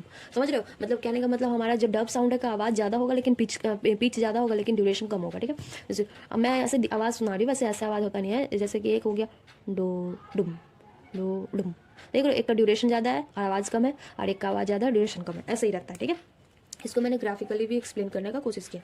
ये पहला साउंड है, इसका ड्यूरेशन ज़्यादा है, देख लो ये ड्यूरेशन और ये पिच है। इसका ड्यूरेशन ज़्यादा है, पिच कम है, लेकिन पहले सेकंड वाले का ड्यूरेशन कम है, पिच ज़्यादा है। ठीक है, तो यहाँ तक हमारी कंप्लीट हो गई, समझ गए। अब हमें पढ़ना है ईसीजी। ठीक है, हो गया, आई होप आपको यहाँ तक अच्छे से क्लियर हो गई होगी। चलो आगे बढ़ते हैं। चलिए तो अब पढ़ते हैं हम ईसीजी। ईसीजी का मतलब हुआ इलेक्ट्रोकार्डियोग्राफ। ठीक है, यहाँ पे देखो, यहाँ पे ग्राफ दिया है, बट ये ग्राफ नहीं होता है, ये एक मशीन होती है, इंस्ट्रूमेंट होती है, हाँ, जो यूज़ होता है हमारा इलेक्ट्रोकार्डियोग्राम, मतलब ग्राफ बनाने के फॉर्म में। ठीक है, ग्राफ से ग्राम में कंफ्यूज मत होइएगा। ठीक है, अब देखो, you are probably familiar with this scene from the typical hospital television show. जैसे बोल रहा है कि एक सीन दिया हुआ है जैसे पी पी पी पी वाला, तो उससे आप फैमिलियर हो गए कि आपने कभी ना कभी ये देखा होगा कि टेलीविज़न पे एक जो, या फिर आप रियल लाइफ में देख लो, या फिर अगर बच्चे हो तो रियल लाइफ नहीं तो मूवीज़ वगैरह में तो पक्के से देखे होगे ना, कि एक मॉनिटर रहता है हॉस्पिटल में, उस हॉस्पिटल में एक ग्राफ बनी रहती है।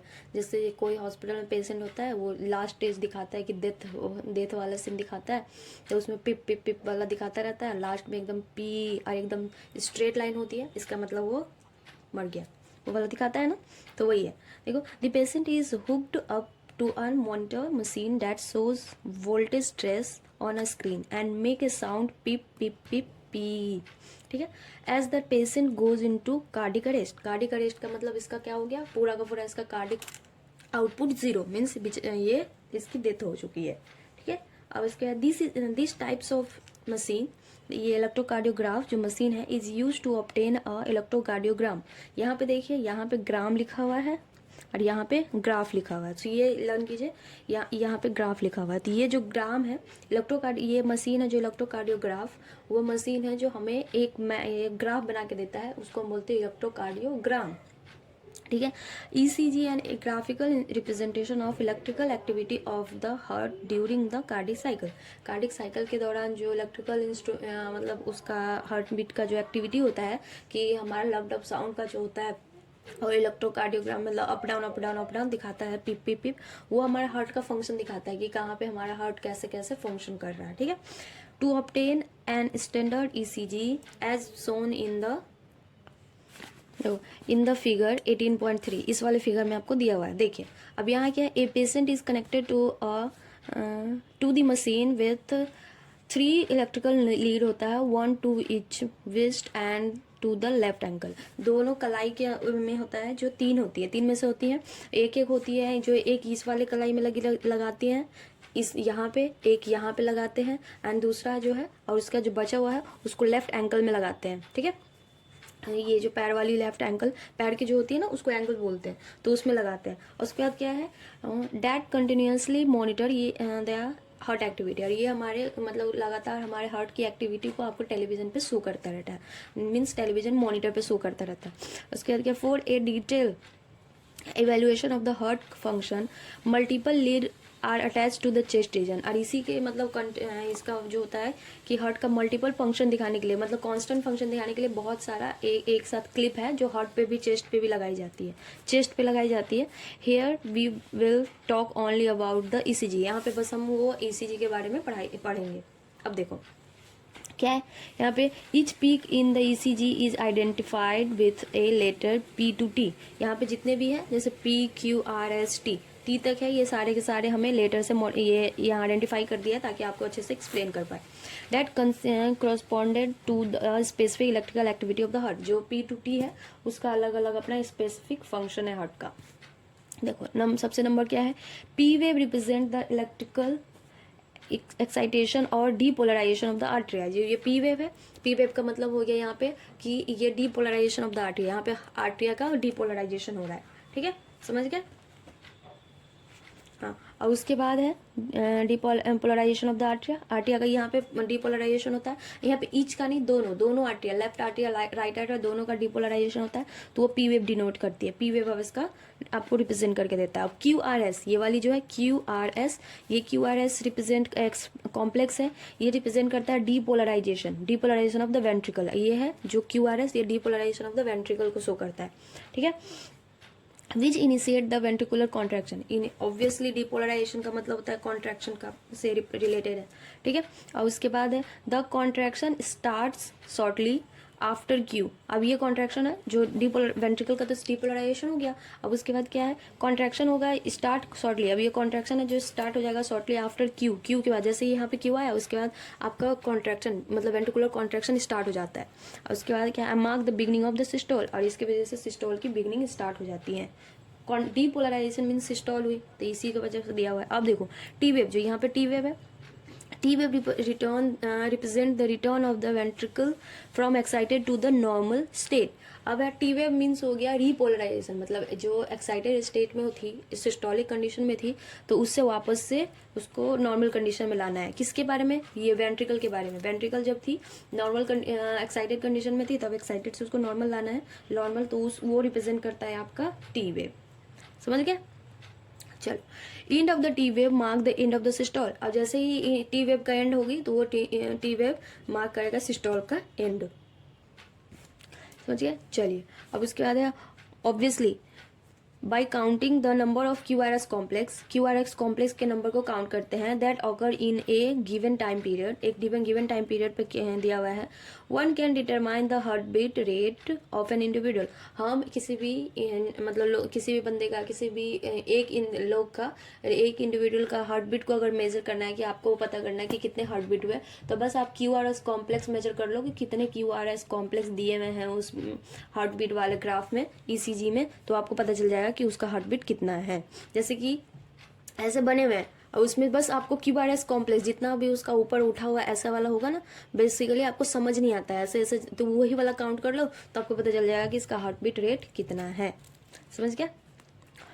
Since the ECG obtained from different individuals have roughly the same shape for the given leads configuration, any deviation from this shape indicate the possible abnormality or disease। बोला जा रहा है कि बेसिक अगर जो है कि नॉर्मल केस में सभी लोगों का ECG है जो एवरेज का सेम ही आता है, बिकॉज हमारा heart beat rate average 72 minutes है, टाइम्स पर मिनट है, तो हर लोगों का मतलब नॉर्मल हेल्दी पर्सन का बोल रहा है कि सभी का एवरेज सेम ही होता है। लेकिन अगर उससे हट के अगर किसी का है तो उससे देखते हैं तो उसको कुछ एबनॉर्मलिटीज या उससे हार्ट रिलेटेड कोई प्रॉब्लम होगी, यहाँ पे ये बोला जा रहा है।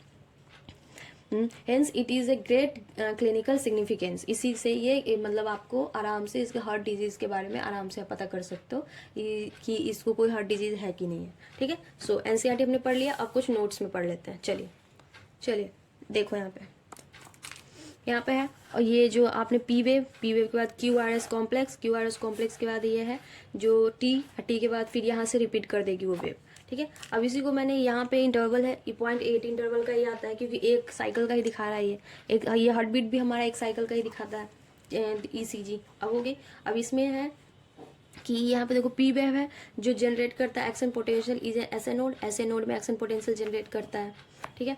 और इसके बाद या फिर इसको अगर आपको कंफ्यूजन हो रहा है तो डीपोलराइजेशन ऑफ द आर्टियम, इसको डीपोलराइजेशन को हम आर्टियल सिस्टोल भी बोल सकते हो। क्यू पी क्यू जो है पी क्यू इंटरवल ये ड्यूरेशन ऑफ आर्टियल सिस्टोल मीन्स यहाँ से यहाँ तक आपको पी से लेकर क्यू तक दिखा रहा है, तो इतना देर तक आपका आर्टिया का सिस्टोल हो रहा है, ठीक है। आर्टियल सिस्टोल यहाँ तक हो रही है, तो कितना टाइम है ये 0.2 सेकेंड तक आर्टियल सिस्टोल, तो बोथ है इसके लिए 0.2 क्योंकि एक साइड का होता है तो 0.1 तो 0.2 हो गया आर्टियल सिस्टोल, ठीक है। अब उसके बाद है क्यूआरएस कॉम्प्लेक्स है जो आपको वेंट्रिकुलर डीपोलराइजेशन दिखाता है। अभी इसके बाद यहाँ से क्यू टी, यहाँ से क्यू से लेकर टी तक पूरा का पूरा आपको क्या है ये duration of ventricular systole, Q से लेकर टी तक आपको वेंट्रिकुल का सिस्टोल दिखाता है, ठीक है। और टी जो है वो आपको दिखाता है वेंट्रिकुलर रीपोलराइजेशन, ठीक है। टी है जो वेंट्रिकुलर का वापस से अपने रीपोलराइजेशन स्टेट में आ जाता है, सो दिखा रहा है, डायस्टोलिक कंडीशन में आ गया सो दिखा रहा है, ठीक है। आई होप आपको ये समझ आ गई होगी। चलिए बस इसमें यही है, इतना से ज़्यादा आपको कुछ पढ़ना नहीं है। अब हमें आगे पढ़ना है डबल सर्कुलेशन, ठीक है। चलिए डबल सर्कुलेशन देखो, the blood flow strictly by a fixed route through blood vessels. Blood है जो आपको पता है कि हम क्या है क्लोज सर्कुलेटरी सिस्टम है हमारे पास, तो हमारे पास क्लोज सर्कुलेटरी सिस्टम है, तो ब्लड फ्लो करने के लिए एक पाथवे हमारे बनी हुई है, उस पाथवे वो पक्के से वो ब्लड वेसल्स के थ्रू ही ब्लड हमारी फ्लो करती है। और वो ब्लड वेसल्स कौन कौन सी हैं? Arteries, when and capillaries. Basically each arteries and veins consist of 3 layer, मतलब आर्टरी और वेन्स की 3 लेयर होती हैं।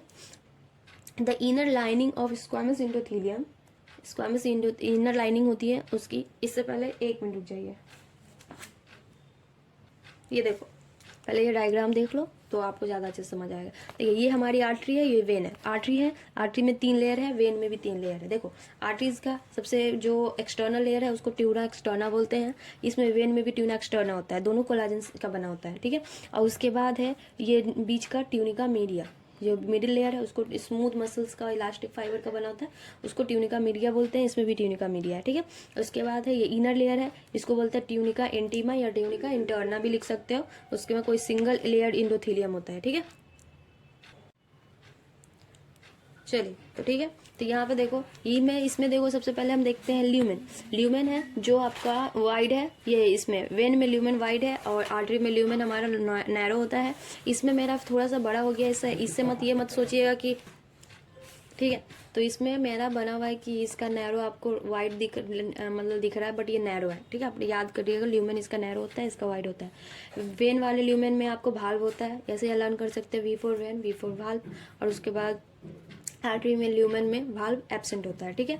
और ये जो आपको वैसे हो गई। और उसके बाद देखो सबसे इंपॉर्टेंट ये याद कर लो कि all artery originate from heart, जितने भी आर्टरीज होती हैं वो हमारे हार्ट से ओरिजिनेट होता है, और all when originate from tissue. तो इससे आप इसका फंक्शन पता कर सकते हो कि हार्ट से ओरिजिनेट हुई आर्टरी मीन्स हार्ट से क्या होगा, ये ऑक्सीजनेटेड ब्लड कैरी करेगी पूरे बॉडी में। और इसके बाद ये है जो आपका ओरिजिनेट होता है टिश्यू से, ऑब्वियसली टिश्यू से ओरिजिनेट हो रही है, मतलब टिश्यू में तो टिश्यू अपना ऑक्सीजनेटेड ब्लड यूज़ करके अपना बचा हुआ प्रोडक्ट यूज़ कर रहा है, तो बचा हुआ प्रोडक्ट यूज़ कर रहा है, इसका क्या मतलब हुआ कि ये डीऑक्सीजनेटेड ब्लड को हार्ट तक ले जाने में हेल्प करता है, ठीक है।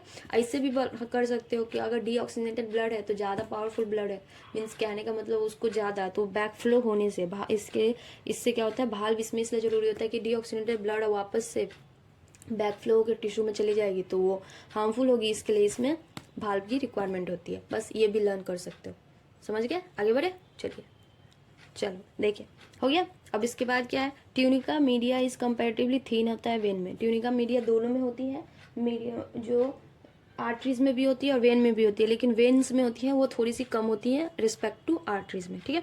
एज मेंशन अर्लियर, जैसे हम पहले मेंशन कर किए हुए हैं, the blood pump by right ventricle, जो ब्लड है राइट वेंट्रिकल से पंप हुई एंटर होता है through pulmonary artery. Right ventricle means क्या हो गया, डीऑक्सीजनेटेड ब्लड एंड पंप किया गया राइट वेंट्रिकल से, ये पल्मोनरी आर्टरी के थ्रू क्या होगी, लंग्स में वापस जाएगी। Therefore the left ventricle pump होता है ब्लड करता है into the aorta. Left ventricle है जो ऑक्सीजनेटेड ब्लड ब्लड तो ऑक्सीजनेटेड ब्लड कैरी करती है, तो ये पूरे आयोटा पूरे बॉडी में लेकर जाती है, ये भी पढ़ लिए। अब देखो oxygenated blood pump into pulmonary artery, sorry, deoxygenated blood pump into the pulmonary artery is passes out to the lungs from where they are oxygenated through is carried by the pulmonary vein into the left atrium। समझ गए? This pathway is constitute the pulmonary circulation, ये pathway है जो आपको pulmonary circulation, pulmonary का मतलब क्या होता है? लंग्स का सर्कुलेशन करा रहा है, ठीक है। बोल रहा है कि डिऑक्सीनेटेड ब्लड को हमने पंप किया पल्मोनरी आर्टरी के थ्रू, उसको वो पास किया लंग्स, उसको लंग्स में ले गए, लंग्स में जहाँ ये प्योरीफाई होने के बाद यहाँ पे ऑक्सीजनेटेड ब्लड को वापस से पल्मोनरी वेन ने लेफ्ट एट्रियम में, ऊपर लेफ्ट एट्रियम में ले गए, और लेफ्ट एट्रियम से फिर लेफ्ट वेंट्रिकल में जाएगा, फिर लेफ्ट वेंट्रिकल से अयोटा में जाएगा, फिर अयोटा के थ्रू पूरे बॉडी पार्ट में जाएगी, तो उसका फंक्शन हो जाएगा, फिर वो सर्कुलेशन रिपीट करेगी। तो यही ऊपर वाला प्रोसेस जो अप टू लंग्स से लेकर हार्ट से, मतलब राइट वेंट्रिकल से लेकर हार्ट लंग्स में गए, लंग्स में प्योरीफाई होने के बाद फिर ये लेफ्ट आर्ट्रियम में आई, तो इस वाले प्रोसेस को, इस वाले को हम सर्कुलेशन को बोलते हैं पल्मोनरी सर्कुलेशन। ठीक, समझ गए?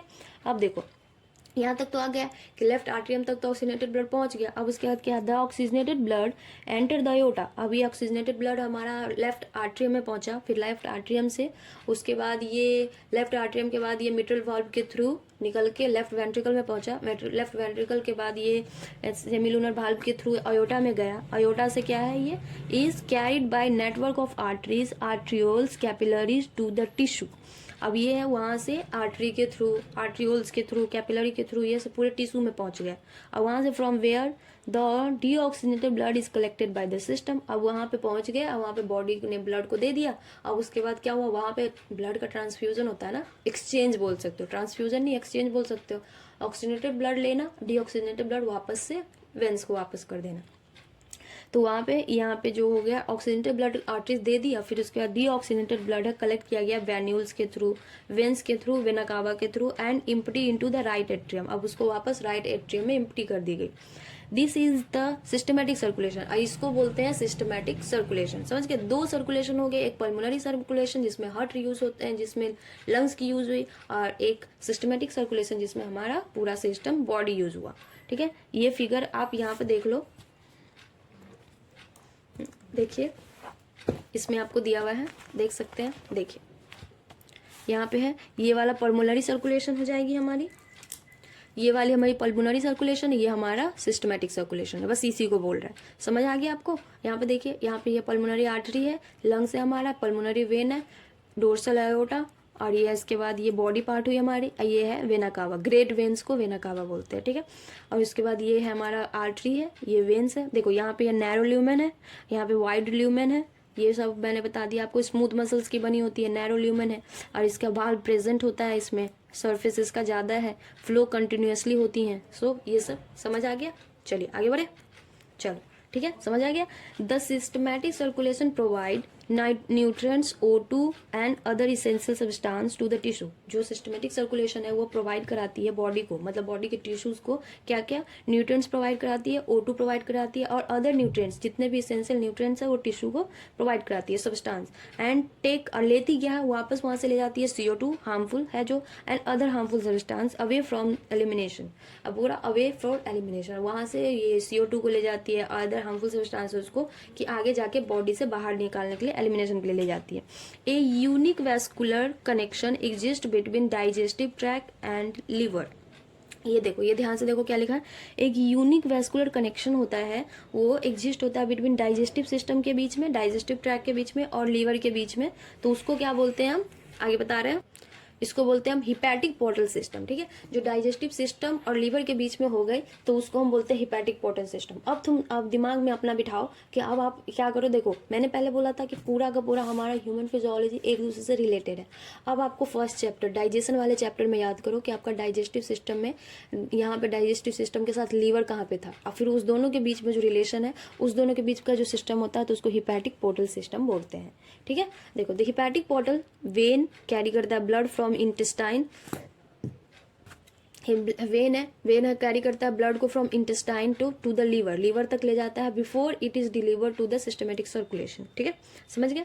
एक स्पेशल कोरोनरी सिस्टम है of blood present blood vessels is present in our body exclusive for the circulation of blood to and from the cardiac musculature। ये पूरा आपको हेपेटिक पोर्टल सिस्टम के बारे में दिया हुआ। अब आपको आई होप पूरा का पूरा ये समय यहाँ तक समझ आ गई। ठीक है, पूरा हो गया। चैप्टर हमारा लास्ट है, मीन्स ये last topic, second last topic है, मीन्स ये रेगुलेशन ऑफ कार्डिक एक्टिविटी, उसके बाद डिसऑर्डर्स है, एंड देन कंप्लीट हो जाएगी chapter.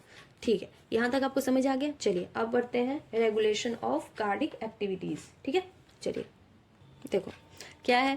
Normal activities of the heart are regulated intrinsically auto regulated. बोला जो नॉर्मल हमारे हार्ट का जो एक्टिविटीज़ है वो रेगुलेटेड होती है इंट्रिंसिकली, मतलब खुद से रेगुलेट होती है, क्योंकि हमारा हार्ट क्या है, मायोजेनिक है। बाय स्पेशलाइज्ड मसल, एक स्पेशलाइज्ड मसल उसको नोडल टिश्यू बोलता है, ये भी हमने पढ़ लिया है। Hence the heart is called myogenic, जिसके ये मतलब ये नोडल टिश्यूज के द्वारा खुद से ऑटो जनरेट होती है, इसकी वजह से इसको हम बोलते हैं मायोजेनिक हार्ट। समझ आ गया। एक स्पेशल न्यूरल सेंटर होती हैं, उसको बोलते हैं इन द मेडुला ऑब्लोंगाटा में can moderate the cardiac function through autonomic nervous system. बोला जा रहा है कि एक स्पेशल न्यूरल सेंटर है, मतलब हर चीज़ का एक न्यूरल सेंटर होता है, ब्रेन से कनेक्टेड है हर फंक्शन के लिए। तो वो जो हार्ट के लिए जो नोडल कार्डिक एक्टिविटीज़ के लिए जो सेंटर है वो हमारे हार्ट में, वो कहाँ है, मेडुला ऑब्लोंगाटा में। वो मॉडरेट करता है जितने भी कार्डिक फंक्शन है बॉडी की, जितने भी आपके हार्ट से रिलेटेड फंक्शंस है वो आपका मेडुला ऑब्लोंगाटा रेगुलेट करती है थ्रू ऑटोनॉमिक नर्वस सिस्टम के थ्रू। ठीक है, न्यूरल सिग्नल है थ्रू द सिंपैथेटिक। अब इसमें न्यूरल सिग्नल है जो आपको सिंपैथेटिक और पैरासिम्पैथेटिक दोनों के थ्रू होती हैं। ठीक है, यहाँ पे सिंपैथेटिक है पार्ट ऑफ एएनएस से। अब सिंपैथेटिक क्या करती है, ये वाला आप देखो, और पैरासिम्पैथेटिक क्या करती है, ये वाला देखो। ठीक है, सबसे पहले देखिए यहाँ पे हमने ये, यहाँ से पढ़ने से पहले मैं आपको अपना नोट्स दिखा रही हूँ, फिर इसको पढ़ोगे तो क्लियर हो जाएगा। देखिए क्या लिखा हुआ है ये देखो, regulation of cardiac activity. Cardiac activity का रेगुलेशन है, एक है नर्वस रेगुलेशन, एक है केमिकल रेगुलेशन। ठीक है, न्यूरल रेगुलेशन बोल सकते हैं, नर्वस रेगुलेशन मतलब एक है जो केमिकल से रिलेटेड होती है, एक ब्रेन से रिलेटेड होती है। देखो इसमें क्या है, ब्रेन के बाद आपको सेंटर बताया मेडुला ऑब्लोंगाटा, वहाँ से क्या हुआ, एएनएस में गया। एएनएस में क्या हुआ, एक पैरासिम्पैथेटिक नर्व और दूसरा sympathetic nervous system. Parasympathetic nervous system क्या करती है, वैगस नर्व में पैरासिम्पैथेटिक नर्वस सिस्टम का वैगस नर्व वो रिलीज करती है एसिटाइलकोलिन। ये एसिटाइलकोलिन क्या करती है, blood rate, heart beat rate को डिक्रीज करती है। पैरासिम्पैथेटिक एक तरीके से हमसे ना, मतलब हमारे लिए फायदेमंद ही है। देखो अगर हार्ट बीट को अगर इंक्रीज कर देगा तो वो हमारे लिए खराब है। ठीक है, ऐसे क्योंकि हार्ट बीट अगर इंक्रीज हो गई तो हमें हार्ट रेट इंक्रीज हो जाएगी, तो हमें हार्ट अटैक की प्रॉब्लम चांसेस ज़्यादा हो सकते हैं। तो ये क्या करता है कि नॉर्मल अगर आप डरे वड़े हो या फिर कहीं कोई कंडीशन हार्ट रेट ज़्यादा बढ़ गई तो उसको कम करने के काम आता है। ठीक है, तो वो एसिटाइलकोलिन उसको क्या करती है, हार्ट रेट को डिक्रीज करती है। अब दूसरा क्या है, parasympathetic system. Parasympathetic nervous system क्या है, ये हमारे बॉडी को एक्सिलरेट करता है। एक्सिलरेट का मतलब क्या है, नॉर्मल से तो चल ही रहा है तो उससे और ज़्यादा डरा दिया, उससे और ज़्यादा भड़का दिया, तो वो क्या होगा, एक्सिलरेट कर दिया। इससे रिलीज होती है इपिनेफ्रिन, नॉरएपिनेफ्रिन। ये क्या करती है, ये हमारे हार्ट रेट को इंक्रीज कर देती है। समझ आ गया। चलिए ये तो हो गई हमारे नर्वस सिस्टम। अब एक केमिकल रेगुलेशन। देखो इसमें क्या है, ये इंक्रीज करता है एड्रेनलिन, नॉर एड्रेनलिन और थायरोक्सिन। ये क्या करता है, ये बेसिकली हमारे हार्ट बीट रेट को इंक्रीज कर देता है। ठीक है, केमिकल रेगुलेशन है जो हमारे हार्ट रेट को इंक्रीज कर देता है। समझ गए, यहाँ तक आपको समझ आ गया। चलिए अब एनसीईआरटी पढ़ते हैं।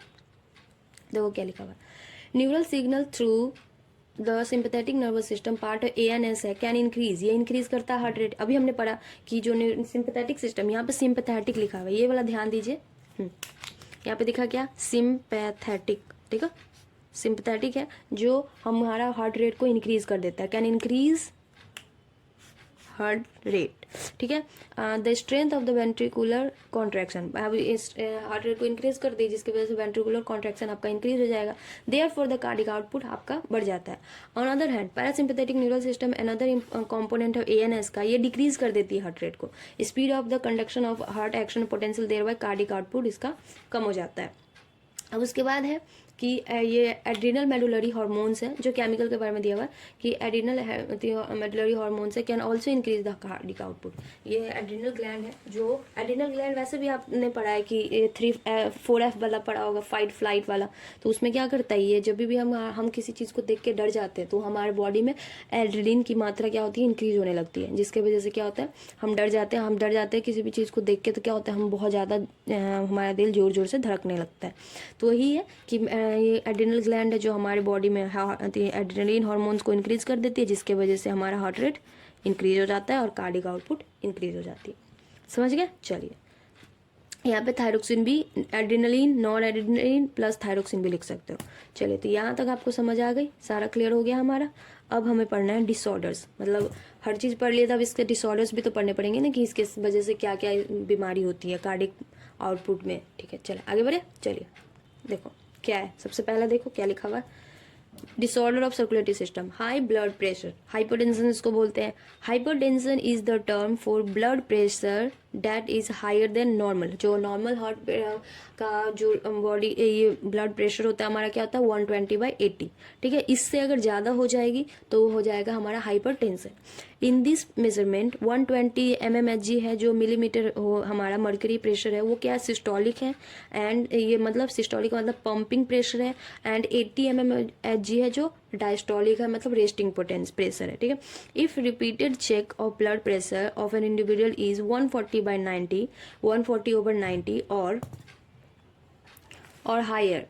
अगर देखो बोला जा रहा है कि जो आपका पहले तो हमारा नॉर्मल जो था हार्ट मतलब मेजरमेंट वो था क्या इतना 120/90, बट 120/90 से ज़्यादा आपका आ रहा है तो इसका मतलब है कि उससे आप बार बार चेक करा रहे हो, आपका 120/90 से ज़्यादा आ रहा है। इसका क्या कहने का मतलब हुआ कि आपका हार्ट आपको हाइपरटेंशन के शिकार हो चुके हो, आपको हाइपरटेंशन है। ठीक है, high blood pressure leads to heart disease. अब हाई ब्लड प्रेशर हो गया means heart, hypertension means high blood pressure हो गया तो इसका मतलब आपको हार्ट डिजीज है, कुछ ना कुछ आपके हार्ट में प्रॉब्लम है। एंड ऑल्सो अफेक्ट, ये हमारा अफेक्ट करता है हमारे vital organs like brain and kidney को डायरेक्ट अफेक्ट कर देती है। हाइपरटेंशन में लोग का ब्रेन और किडनी पर डायरेक्ट अफेक्ट होती है, इसीलिए कभी कभी होता है ना कि नहीं बोलता है बीपी की वजह से मर गया, हार्ट अटैक आ गया, हाइपरटेंशन था बट उसकी वजह से ही आदमी कभी कभी मर जाता है। ठीक है, तो वो क्यों कि उसका वाइटल स्ट्रोक आ जाता है, वाइटल ऑर्गन्स पे बहुत ज़्यादा इफेक्ट कर जाती है। समझ गए? अब है coronary artery disease, CAD. Coronary artery disease often refer to as atherosclerosis. ठीक है, कोरोनरी आर्टरी डिजीज, उससे पहले देखिए, देखो blood pressure, high blood pressure जो हो गई हमारी 120 है, ये नॉर्मल हमारी ब्लड प्रेशर है 120 mmHg। ठीक है, ये सिस्टोलिक ब्लड प्रेशर, लो ब्लड प्रेशर 180 mmHg, ये डायस्टोलिक ब्लड प्रेशर है नॉर्मल। और इसका पल्स प्रेशर क्या होता है, पल्स प्रेशर अगर आपको बोला जाए कभी कभी एग्जाम में ना आपको पल्स प्रेशर निकालने भी आता है, तो pulse pressure is equal to हो गई high blood pressure minus low blood pressure, मतलब 120 - 80 is equal to 40 is equal to हमारा ये हो गया पल्स प्रेशर। ठीक है, अब दो बीमारी होती है, एक ट्रैकीकार्डिया जिसमें ब्लड प्रेशर आपका हाई हो जाए, और एक ब्रैडी ट्रैकीकार्डिया, इसका मतलब ब्लड प्रेशर आपका लो हो जाए। ठीक है, coronary artery disease, coronary artery disease क्या होता है, इस डिजीज में क्या होता है बेसिकली, इसमें होता है जो आपका नॉर्मल कोरोनरी आर्टरी है, कोरोनरी आर्टरी मतलब हार्ट की जो आर्टरी है उसमें क्या हो जाएगा फॉर्मेशन ऑफ एंथ्रोरोमा, इसमें एंथोरोमा बन जाएगा। ठीक है, फॉर्मेशन मतलब देख रहे हो ये बाहर से कुछ जम जाता है, जैसे कुछ भी जो आपका है ना बाहर से एक्स्ट्रा कुछ भी फैट वगैरह जम जाता है बॉडी में, कोलेस्ट्रॉल वगैरह, तो वो आपके नर्व्स में आर्टरी वगैरह में जम जाएगा, जिसकी वजह से क्या होगी इसकी स्पेस और इसका जो ट्यूब है हमारा वो ट्यूब का नैरो हो जाएगा। तो यही है, इसके वजह से क्या हो जाता है कि आपका पूरा का पूरा ट्यूब एकदम नैरो हो जाता है और फॉर्म में इसकी वजह से आपको आगे हार्ट मसल्स में, अब इसके बाद इसका काम है ब्लड प्रेशर ब्लड फ्लो को करना, अब ब्लड इसमें अब कम फ्लो होगी, स्पीड स्लो हो जाएगी, जिसकी वजह से क्या होगा प्रॉब्लम क्रिएट हो जाएगा। तो वही दिया है, ये एंथ्रोस्क्लेरोसिस होता है, अफेक्ट करता है ब्लड वेसल्स को that supply blood to the heart, जो हार्ट को ब्लड, कोरोनरी आर्टरी का मतलब है जो हार्ट को ब्लड सप्लाई करता है उसी में प्रॉब्लम हो जाती है। हार्ट को भी तो ब्लड चाहिए, ऐसा नहीं है कि हार्ट कहाँ से, बिना ब्लड के हार्ट थोड़ी ना काम करेगा, वो भी तो ऑर्गेनल है। तो उस जो हार्ट को ब्लड ट्रांसपोर्ट करता है उसी वो डायरेक्ट उसी पे अटैक कर देता है। अब देखो जब हार्ट को ही ब्लड नहीं मिलेगी तो वो फंक्शन नहीं करेगा, तो पूरा का पूरा क्या हो गया, अब जब हार्ट फंक्शन नहीं करेगा तो ब्लड पूरा हमारा पूरा बॉडी फंक्शन बंद हो जाएगा। तो वही है, इट इज़ कॉज बाय, ये क्यों होता है, it is cause by deposition of calcium, fat, cholesterol, fibrous tissue, यही सब चीज़ क्या है उस पर डिपोजिट हो जाता है, which make lumen the arterial narrow, arteries की जो थी कोरोनरी आर्टरीज की जो ल्यूमेन थी उसको पतला कर देता है, जिसकी वजह से हमें प्रॉब्लम देखने मिलती है। समझ गए, यहाँ तक आपको समझ आ गया। अब देखो एक डिजीज है क्या, एंजाइना, एंजाइना का मतलब acute chest pain, it is also called angina pectoris, a symptom of acute chest pain appear, ये कब अपीयर होता है? When no enough oxygen is reaching to the heart. अब क्या है, ये हार्ट पे ये ध्यान से देना है, ये जो कार्डिक अरेस्ट हो गई, हार्ट अटैक हो गई, हार्ट अरेस्ट क्या बोलते हैं, हार्ट, इसके बाद ये हार्ट फेल्यूर हुई, ये सब ना बहुत कंफ्यूज करता है। तो इस या फिर तो सबसे पहले ध्यान दो, हमने पढ़ा कि ये क्या एंथ्रोस्क्लेरोसिस, उस केस में क्या पढ़ा कि उस केस में जो आर्टरी हमारा हार्ट को ब्लड कैरी करके ले जाता है, उस वाले हमारे ब्लड वेसल्स में, उस आर्टरीज में हमारी क्या हो जाती है, प्रॉब्लम आ जाती है, जिसके वजह से हार्ट को sufficient amount of blood provide नहीं हो पाता है। ये समझ आ गया। अब है एंजाइना, ये मैं आपको स्लो ज़्यादा अच्छे से मतलब पढ़ाने की कोशिश कर रही हूँ, ठीक है।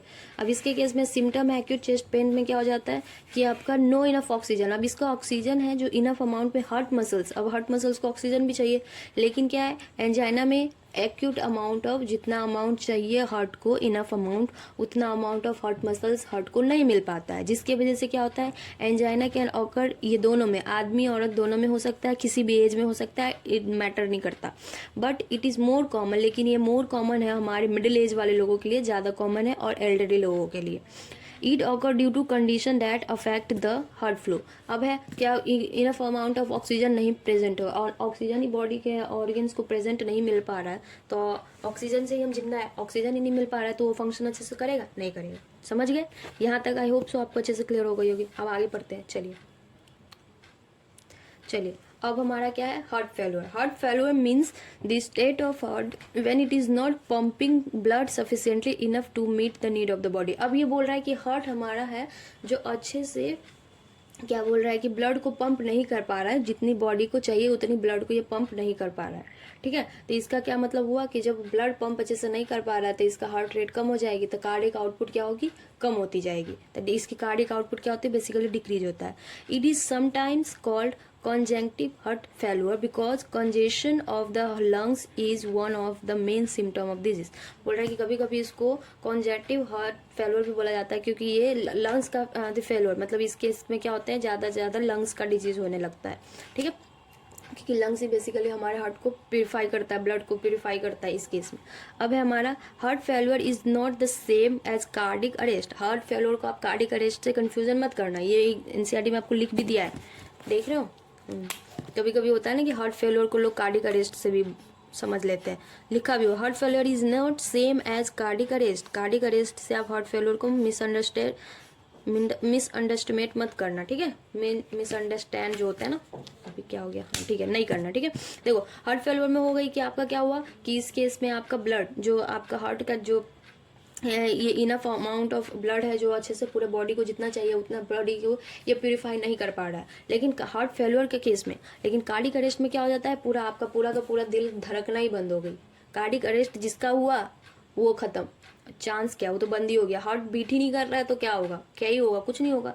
तो हार्ट फेल्योर का मतलब हो गया कि आपका ब्लड इनफ नहीं पहुंच रहा है आपके बॉडी में, ये मतलब हार्ट के थ्रू। और हार्ट कार्डिक अरेस्ट का मतलब हो गया, हाँ, इसका मतलब बॉडी आपका अब हार्ट बीट करना ही बंद कर दिया, ठीक है। अब एक होता है हार्ट अटैक, किसी किसी को हार्ट अटैक आता है ना, हार्ट अटैक का मतलब हुआ हार्ट मसल। अब वो हार्ट अटैक का मतलब किसी कोई जगह की हार्ट का कोई एक छोटा सा कहीं का मसल्स है ना वो डैमेज हो जाता है, जैसे कि स्ट्रोक आता है ना कि एक हार्ट अटैक में कोई मर जाते हैं, कोई 2 कोई 3 के बाद भी नहीं मरता, तो वो माइल्ड रहा होगा, ठीक है। तो हार्ट अटैक आता है उसके केस में क्या होता है कि उसका मसल्स जो है, उसका हार्ट का कोई मसल से कहीं का मसल है थोड़ा पुल हो गया होगा या डैमेज हो गई होगी, तो वो केस हो गया, ठीक है। अब वो क्यों, क्योंकि वहाँ पे अच्छे से ब्लड सप्लाई नहीं पहुंची होगी, समझ गया। ये तीनों में आपको कंफ्यूजन क्लियर। कार्डिक अरेस्ट यहाँ पे भी मैंने साइड में लिखा है, तो आई होप इसको भी देख सकते हो, ठीक है। या ये वाला देख लीजिए, देखिए हार्ट फेल्योर का मतलब हो गया आपका क्या, डिक्रीज कार्डिक आउटपुट, जितना कार्डिक आउटपुट है वो उसमें कम होने लगेगी, ठीक है। हार्ट अटैक का हार्ट अरेस्ट मतलब कार्डिक अरेस्ट हो गया, मतलब यहाँ पे आउटपुट है ही नहीं, पूरा कार्डिक अरेस्ट का मतलब हुआ आउटपुट आपका जो है cardiac output zero, cardiac output zero का मतलब क्या हुआ, फंक्शनली नहीं है, बंद हो गया, स्टॉप बीटिंग, स्टॉप, ठीक है। और उसके बाद हार्ट अटैक क्या होते हैं, हार्ट अटैक में होता है डेथ ऑफ द पार्ट, इसमें कुछ पार्ट का जो होता है, कुछ 1-2 पार्ट होता है हमारे हार्ट का, उसका क्या होगा, वो अचानक से डैमेज हो जाएगी, बेसिकली डेथ हो जाएगा कुछ पार्ट्स का, ठीक है। तो कंप्लीट हो गई हमारी। इसमें हो गया पूरा का पूरा बॉडी कार्डियक की डेथ हो गई, लेकिन इसमें कुछ पार्ट्स थे तो कुछ तो चल रहा है ना। तो वही होता है कि कोई हार्ट अटैक होता है तो कोई पार्ट है आपका तो वो थोड़ा सा खराब हो गया। अब पूरी बॉडी का पार्ट तो चल ही रहा है, पूरा हार्ट पार्ट का चल रहा है, लेकिन हल्का पार्ट डैमेज हो गया तो उसी की वजह से माइल्ड स्ट्रोक जैसा आता है। ठीक है, पूरा अगर बहुत ज़्यादा पार्ट में डैमेज हो गई तो आपका ब्लॉकेज, हार्ट अरेस्ट हो जाएगा, कार्डियक अरेस्ट। ठीक है, चलिए सो हो गई ये चैप्टर हमारी कंप्लीट। और एक और होता है मायोकार्डियल इन्फ्रैक्शन। ठीक है, मायोकार्डियल इन्फ्रैक्शन का मतलब होता है ये जो डिजीज होती हैं ये बेसिकली हो जाती है हमारी, ये जो आपको मैंने बताया एंथ्रोस्क्लेरोसिस। एंथ्रोस्क्लेरोसिस होता है जिस केस में आपका क्या होता है, एंथ्रेडिया फॉर्म हो जाती है, एंथ्रोमा, तो इस केस में वो हो जाती है, उसका फॉर्मेशन है ज़्यादा होने लगता है कि मतलब जितना तो फॉर्मेशन पहले से हो रहा था, डिपोजिशन हो रहा था, लेकिन उससे भी ज़्यादा डिपोजिशन हो जाएगा, उससे ज़्यादा डिपोजिशन हो जाएगा, जिसकी वजह से क्या हो जाएगा कि अब तो ब्लॉकेज का केस ही आ जाएगा। तो अब तो मतलब हमारे क्या बोलते हैं हार्ट में आर्टरी, कोरोनरी आर्टरीज के थ्रू ब्लड पास ही नहीं हो पाएगा, तो हार्ट को ब्लड ही नहीं मिल पा रहा है। ठीक है, चलिए सो चैप्टर हो गई हमारी कंप्लीट। चलिए सो अब हम पढ़ेंगे नेक्स्ट चैप्टर जो हमारा है एक्सक्रीशन। ठीक है, तो ऐसे पढ़ते रहो और ध्यान से पढ़ो, पूरा एनसीईआरटी मैंने लाइन बाय लाइन पढ़ाई है। अगर इसको देख के आप पूरे क्लियर कर लोगे तो आपको सारे एक भी डाउट्स नहीं होंगे। अगर आपको डाउट होते हैं तो आप कमेंट करो, मैं सारे डाउट्स आपको क्लियर करने का पूरा कोशिश करूँगी। ठीक है, चलो ओके बाय। चैनल सब्सक्राइब कर देना और वीडियो को लाइक कर देना। चलो बाय।